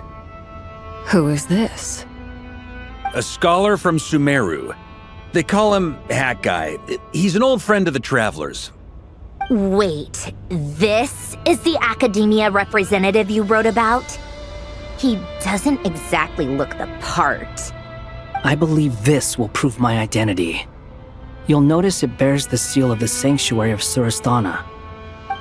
Well, what do you know? So it does. All right then. My mistake. It's fine. I expected as much. What? So as I mentioned in my letter, the Academia's got its eyes on Dottore. But this matter remains top secret. Apart from those assisting in the investigation, the fewer people who know, the better. If anyone asks, I'm here in Notcry to pursue my personal academic interests. Hey, Varka, you did pretty well to keep all this under wraps for so long. Sounds like you got in touch with the academia about this way back. you flatter me. Where do I even start? Remember that time we fought Rerir at Star Sand Shoal? He sure let me have it then, didn't he? I'll bet Dottore had that all sketched out, with me as his convenient little pawn. He could not care less about us if he tried, but hey! The feeling's mutual. Does Dottore really strike you as the sort who values his relationships with his colleagues? Fair point. Definitely not. Which is why I always keep my guard up whenever he starts making suspicious moves. To that extent, our motivations align. On top of which, I consider you trustworthy people. Now, back on topic. In the wake of the Reikir of Solnari episode, Sandrone and I grew suspicious about Dottore's complete inaction during the entire affair. So we tried to find out what he'd been up to, but unfortunately to no avail. He never lets anyone in on his plans. The more he cares about something, the more secretive he gets. Indeed. Perhaps he believes that by keeping a low profile, he can avoid trouble. But that trick isn't going to work on his colleagues. Yeah, I mean, he's been researching the ancient moon's remnants. And he's been trying to get his paws on the moon marrows. Only an idiot would believe he doesn't have something more planned. With this in mind, I returned to Snezhnaya and relayed my thoughts to Her Majesty the Tsaritsa, entreating her to have him recalled. That's pretty direct. Did the Tsaritsa agree? Yes. I made it abundantly clear that the Fatui's business in Nodcry is almost concluded, and we do not need 3 harbingers in this territory. Her Majesty concurred. Accordingly, Dottore has returned at her orders. I imagine he is continuing with experiments, which no one besides he would ever have any interest in. Common sense might mean nothing to him, but he's not stupid. He knows that no good can come from opposing the Tsaritsa. Smarts alone won't get him all the way. He needs the Rooster's resources and Regrator's Mora, both of which the Tsaritsa can strip from him by waggling a finger. But doesn't he have a track record of publicly following orders while going against them in private? He probably has it down to a fine art by now. Wouldn't put it past him. We worked together on a research project once. Only briefly, but it was enough to show me that we're fundamentally different people. He has no interest in doing things methodically, stage by stage. His thoughts jump all over the place, and the moment his curiosity is satisfied, or he gets the results he wants, he disappears. The only similarity we share is that, once we set our minds on doing something, we will see it done, whatever it takes. Well, we definitely saw some of that in your battle with Rerir. You got so competitive. Ugh, do not remind me. Then I believe we all concur. Dottore will not simply give up. Fantastic. Now this is turning into a whole day of unpleasant memories. Ugh. Are you talking about the moon marrow stuff? He also strikes me as the kind of person to disregard experimental regulations, ruin all the equipment, and go way over budget. Then leave the first person he can find to deal with the fallout. Exactly! This one time, he was running some high-temperature experiment and the substance exploded. But does he care? No! He orders his subordinates to open the device so he can observe the results, which causes the gas inside to leak out. That gas was poisonous! If I hadn't been there, who knows how many people might have died. And after all that, he left! While I was still cleaning up after his mess. What a waste of time, he said. Waste of time? The nerve! He wasted my time! You've been bottling that up for a while, huh? Hat guy, I must say, You seem awfully familiar with internal Fatui affairs, especially when it comes to Dottore. Thank you, Lady Harbingers, for providing such valuable information. I have no other questions for now, so I'll be on my way. Wait, what? You're just gonna leave? You're welcome to join if you want. Ugh. Just when Paimon thought he'd finally mellowed out. He makes quite the impression. I'll say. I've met tons of headstrong people, but not many of them would join me in bad-mouthing Dottore. Anyway, back to the main agenda. Barca, you said that Columbina has gone missing? Or rather, disappeared. Yeah. We're working on building a connection between her and this world. The simplest method is to find out her real name. I've actually asked her that question before, but she said she didn't know. Considering our relationship, I doubt she was lying to me. As far as I recall, she was never dispatched by Her Majesty to claim a gnosis or anything like that. The Tsaritsa's plans had long contained a place specifically for her. I always thought that was weird. What could she do that the rest of us couldn't? Knowing what we do now, it's probably something related to Kavaki, right? More than likely. When she first arrived, Columbina would often go to Her Majesty and ask when she could start the task assigned to her. But Her Majesty always gave the same reply. The time has not yet come. So she spent her days in Snezhnaya doing basically nothing. The Tsaritsa has summoned a beautiful blind maiden to be a harbinger, giving her the third seat by virtue only of her enchanting voice. It was a dumb and stupid rumor, but the reality of the situation made it hard to refute. And what happened after that? I imagine she stopped caring.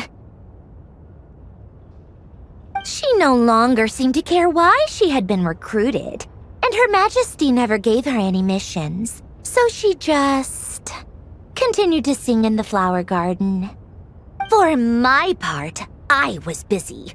So busy, in fact, that watching someone be that idol had me fuming.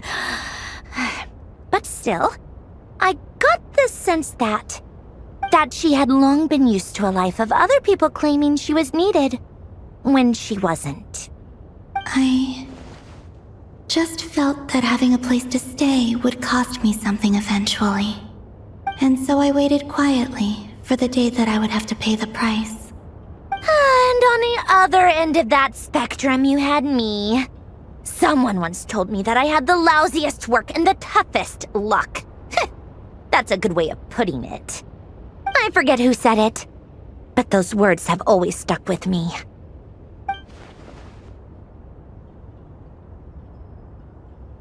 But you've done your job exceptionally well all this time. Because at heart, you are a conscientious person.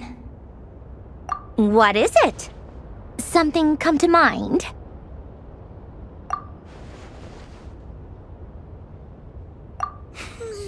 That makes sense. Nothing screams you are needed like your name shouted from across the town. Well, good luck with it. But if you ask me, Columbina is still the most shoutable name. I'm just so used to it now, after all the arguments we've had. I can't be bothered trying to remember another name for her. Nor I. Sandrone. Harlequino.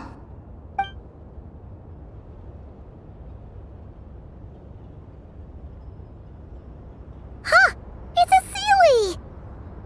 Does that mean Nicole has news for us? Ladies, I thank you for your hospitality. If the chance ever comes up, I definitely owe you both a drink sometime. I'm sure it will. You can make your own way out. Heck, you've been here enough times, you probably know your way around better than I do. Okay! Time to do what adventurers do best! Follow Exactly! Here you are.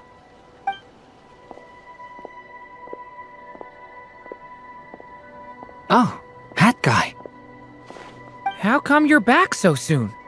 Did things go all right with the Fatui? Fine. Dotori's been summoned home by the Tsaritsa. Couldn't get much more than that. How about you? Any progress with the investigation? Unfortunately not. We've tried everything. Different phantoms, different locations, different points in history. But the results were the same each time. Abyssal monsters roaming the land. People crying out in despair, with no hope of being rescued. Every time I see it, I can't help but think, is this what it was like in Mondstadt when Dragonspine Durin attacked? And, if I fail in the task I've been given, will I create yet another tragedy? That's just meaningless speculation. When we encountered similar phenomena previously, I tried to interfere with those illusions, using sounds and lights to guide them. However, we could not change their fates.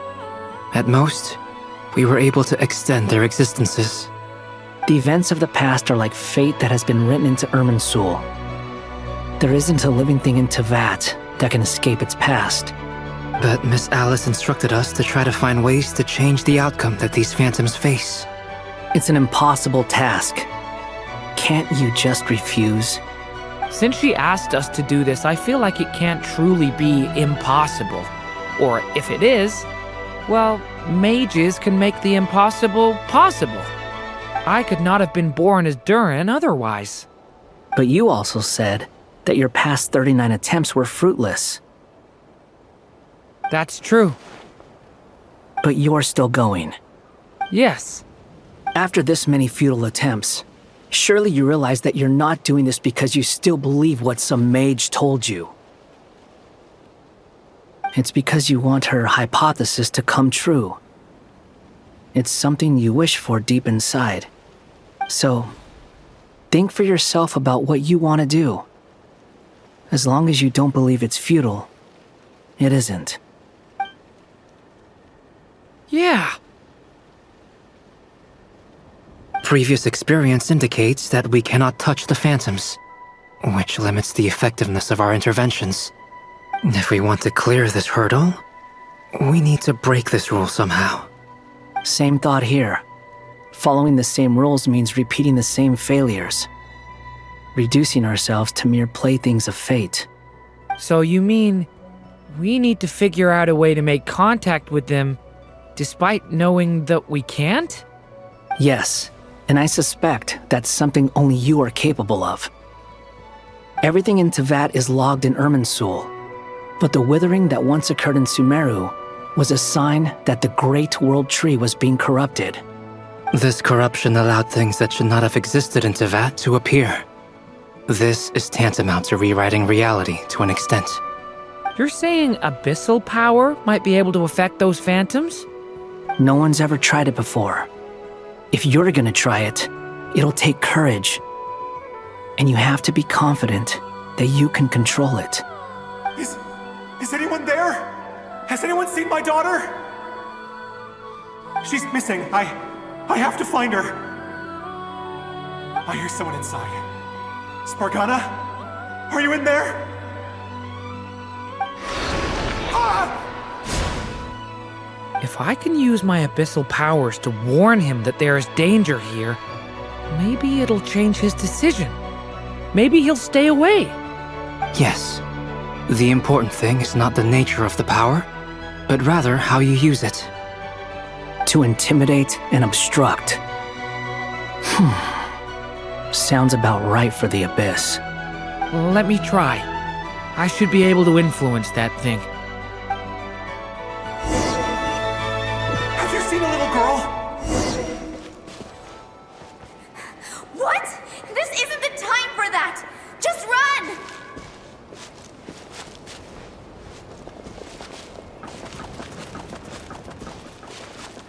I hear someone inside. Spargana? Are you in there?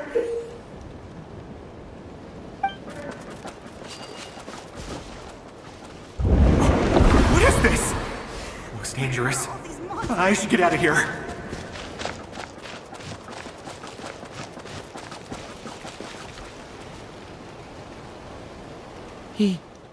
He really left. Ha! We did it! Don't celebrate too soon. Follow him. See what he does next. Monsters approaching from the front. You need to stop them and create an opportunity for him to hide.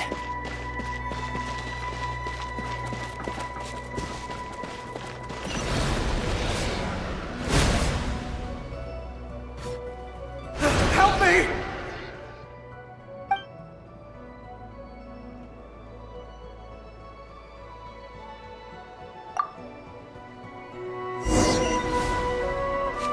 Monsters approaching from the front. You need to stop them and create an opportunity for him to hide.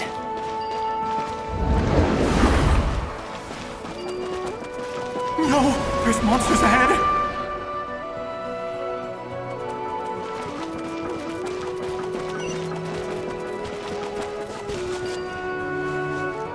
Wait, is that the barrier I saw earlier? Why is it appearing now? It's as if someone's controlling it.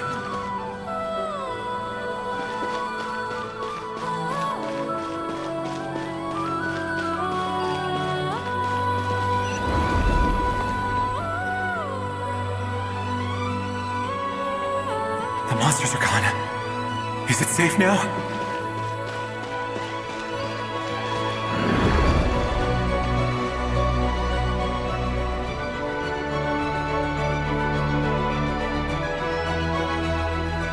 The barrier's gone too. How odd. Anyway, I guess I'll keep going. Quickly, let's keep up.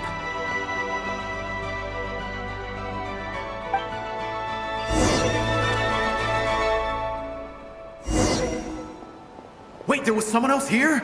Don't go any further. We've got anti-monster traps laid out everywhere. But my daughter must just be up ahead. I have to go. This way's blocked.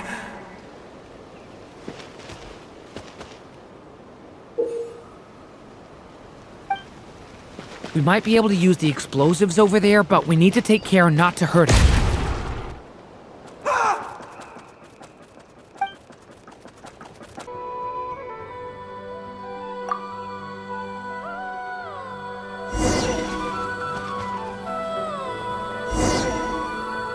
Wait, there was someone else here? Don't go any further. We've got anti-monster traps laid out everywhere. But my daughter must just be up ahead. I have to go. This way's blocked.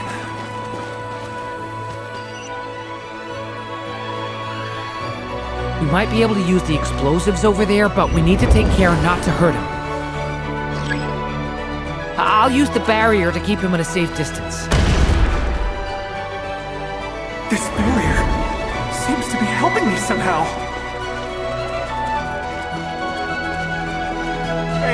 Hey, wake up! Oh, no good. Gotta keep moving ahead.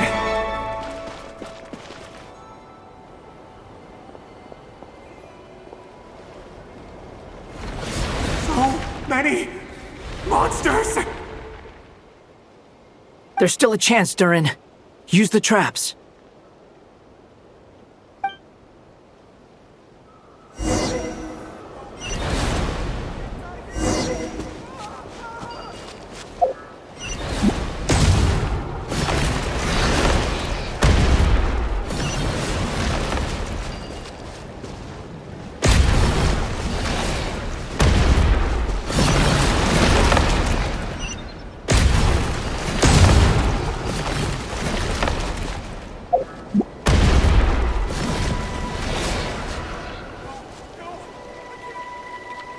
This is a new development. I've never seen this happen before.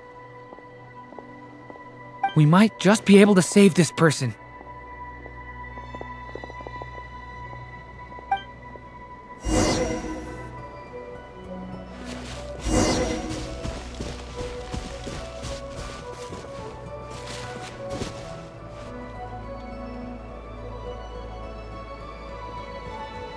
Hello there. Have you seen my daughter? Spargana is her name. She's carrying a large backpack. Get out while you still can, you fool. You won't find any survivors here. But I can't just leave her here.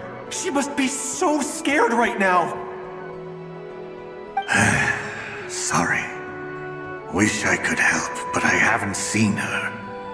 You'll just have to keep looking. Okay, thank you. If I do find her, I'll get her to shelter and come back for you. Don't bother. I've got nowhere left to go.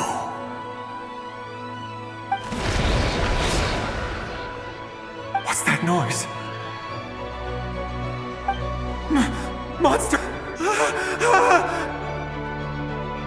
No, if he goes inside, he'll be walking into a trap. Let's try this once more. This time, we have to stop him.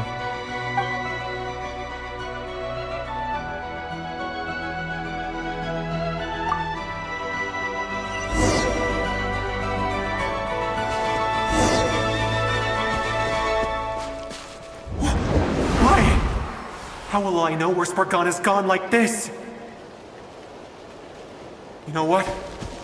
I'll trust this strange barrier. It's gotten me this far after all.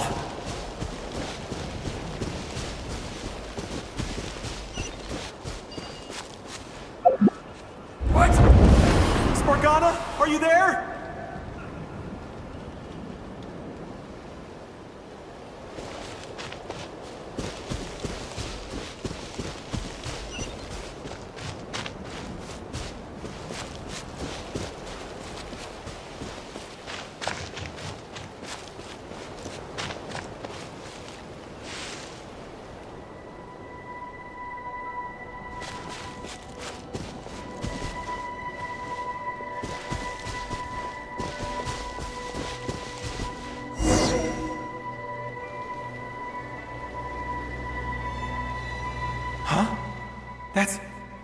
That looks like one of my daughter's books! Thank you! Thank you! Yes, it's one of hers for sure! That's her name on it right there! She left her backpack here!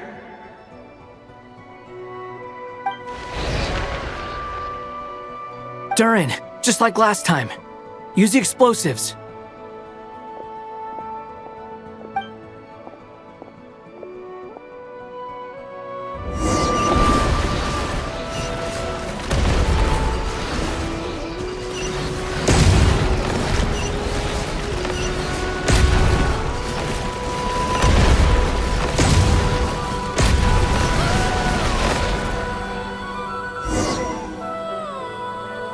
It won't work.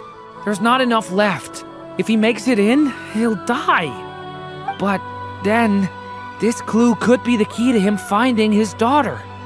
It might not be the only one. Better he misses that clue than loses his life.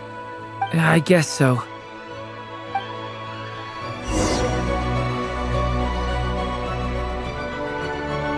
Stop him, Durin. We can't let him get any further in. That's my daughter's book! She's passed this way! Why? Why won't you let me go in? I've searched and searched and searched just for this! But how will I find her without any clues?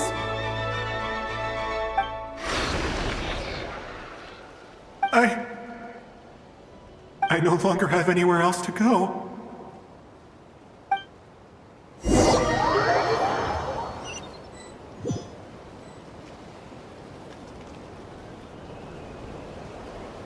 I'm sorry. I'm so sorry. He refuses to go anywhere else. Whether he opens this door or not, all that awaits him now is death. We couldn't change his fate. Albedo? Hat guy? Let's try one more time. I don't know how we're gonna do this, but I don't want to give up either.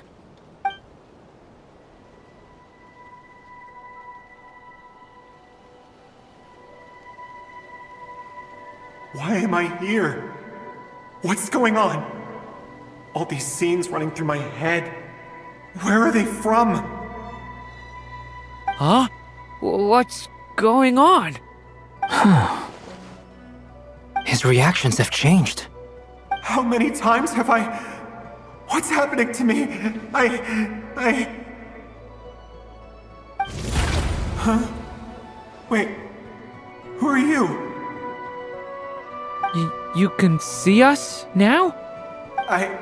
I feel like I always could, but that I only just realized you were there. I'm sorry, I don't know how to describe what I'm feeling. But you were the ones guiding me using that marked barrier, right? I haven't done anything yet, but those monsters, those deaths, they feel like memories. Like things I really did experience. I won't find my daughter. In fact, I'll ultimately die trying to find her. Isn't that right? Well, no, it isn't. Yes, it is. Even so, we're trying to find a way out of this. You've not seen my daughter either, have you? It seems she really isn't here.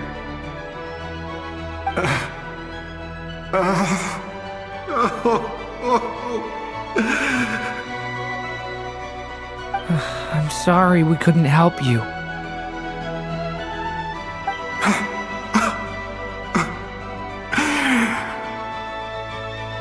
I'm just tired.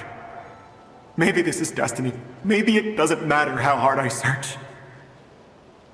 How long do I have left? Experience says 15 to 20 minutes. 15 to 20. Thank you for all your help. Let's rest a while. You look exhausted too. Now's not the time for you to start pitying us. It's not pity. I'm just realizing that I've only got 10 or so minutes left. You know?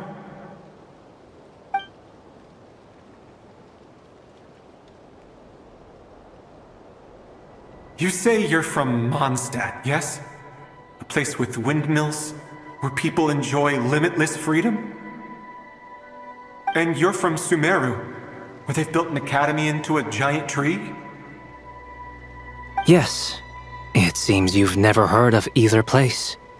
Those names are unknown to me, I'm afraid, yes. Have you heard of Hyperborea? I have, but I heard that it was destroyed in the distant past. I see. That was where my ancestors once lived. What about Delphi Pytho? Was it later rebuilt? I've never heard that name. Then what about Salvindagnir? I have seen that name on stone tablets on Dragonspine. But I'm afraid the only things left of that place are its ruins. I see. Sure enough, there was no way to turn this around, huh? I'm sorry. I was the one who asked to chat, but it seems like we're too many ages apart. There's barely any common ground to start from. It's alright. We did hear something new, at least. From how you speak of your lives, things must be going alright for you, I guess. They are. Mondstadt is a place of freedom and happiness. There's a lot of good people in the church and the Knights of Favonius, and even outsiders find that it's an easy place to feel at home. We have festivals a few times a year. Everyone gets together to drink, sing, and be merry. Sumeru is a lot more uptight. Not really the kind of place where you can relax. It's a nation fraught with problems wherever you look. But if all you want in life is to seek knowledge, I guess it's pretty much paradise. That's wonderful. In other words, after this all-devouring black tide passed, humanity did not merely avoid extinction, but rose to build prosperous civilizations anew. I mean, I can see you all right now. That must mean the future isn't a total mess, right? That's true. Well, time's almost up. Let's part ways, I think. Might be best if you don't waste too much time on me. The chances are slim, I know, but I'd like to spend these last few minutes looking for Spargana. If things work out, I'd love to tell her about what I've heard. May we meet again. Well, or not, most probably. In that case, may your wishes come true.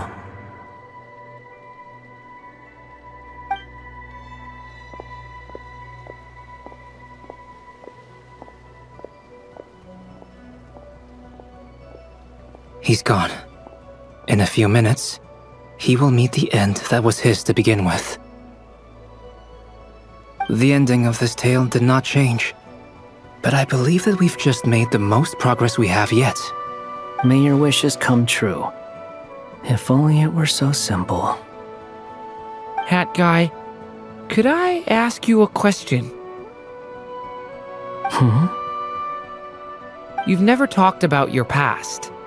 It seems complicated, and it weighs heavily on you, too. Would you be willing to tell me about it? I mean, sometimes it's better to get things out in the open. Take that guy we try to help, for instance. At least he said goodbye with a smile, right? I know about Albedo's past. Our experiences are very similar, and he created me. As for you, you're my first friend, and you've witnessed every step I've taken. But by comparison, I know nothing about you. Either way, I mean, we're still best friends. But if I knew more about you, I might understand your thoughts a bit better. I've told you about myself. I'm a student at the academia. And what did you do before that? Prepared for the entrance exam? All right. If you really don't want to talk about it, I won't press you any further. I was a puppet built from the branches of a white tree, using technology left behind by the Conrian schools of mechanical engineering. A white tree? You mean an Irminsul tree? Yes, a branch of Irminsul that was once connected to the main tree. So you had a human creator too? Yeah, but my creator abandoned me after deciding that I was a failure. After that,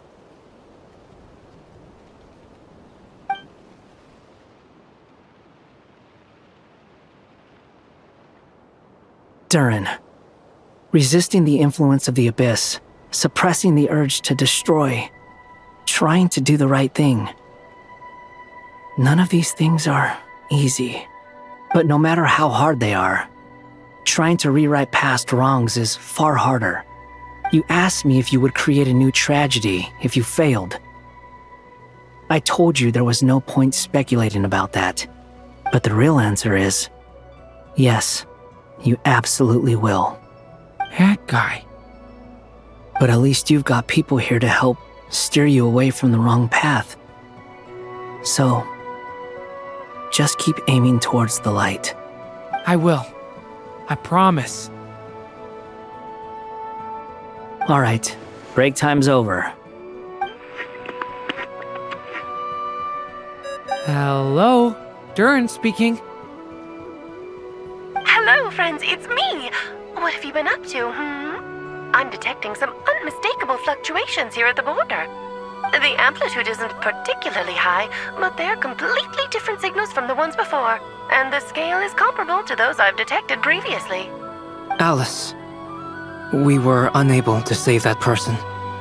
However, he appears to have retained a portion of the memories gained through that cycle, and was able to hold a conversation with us. I see.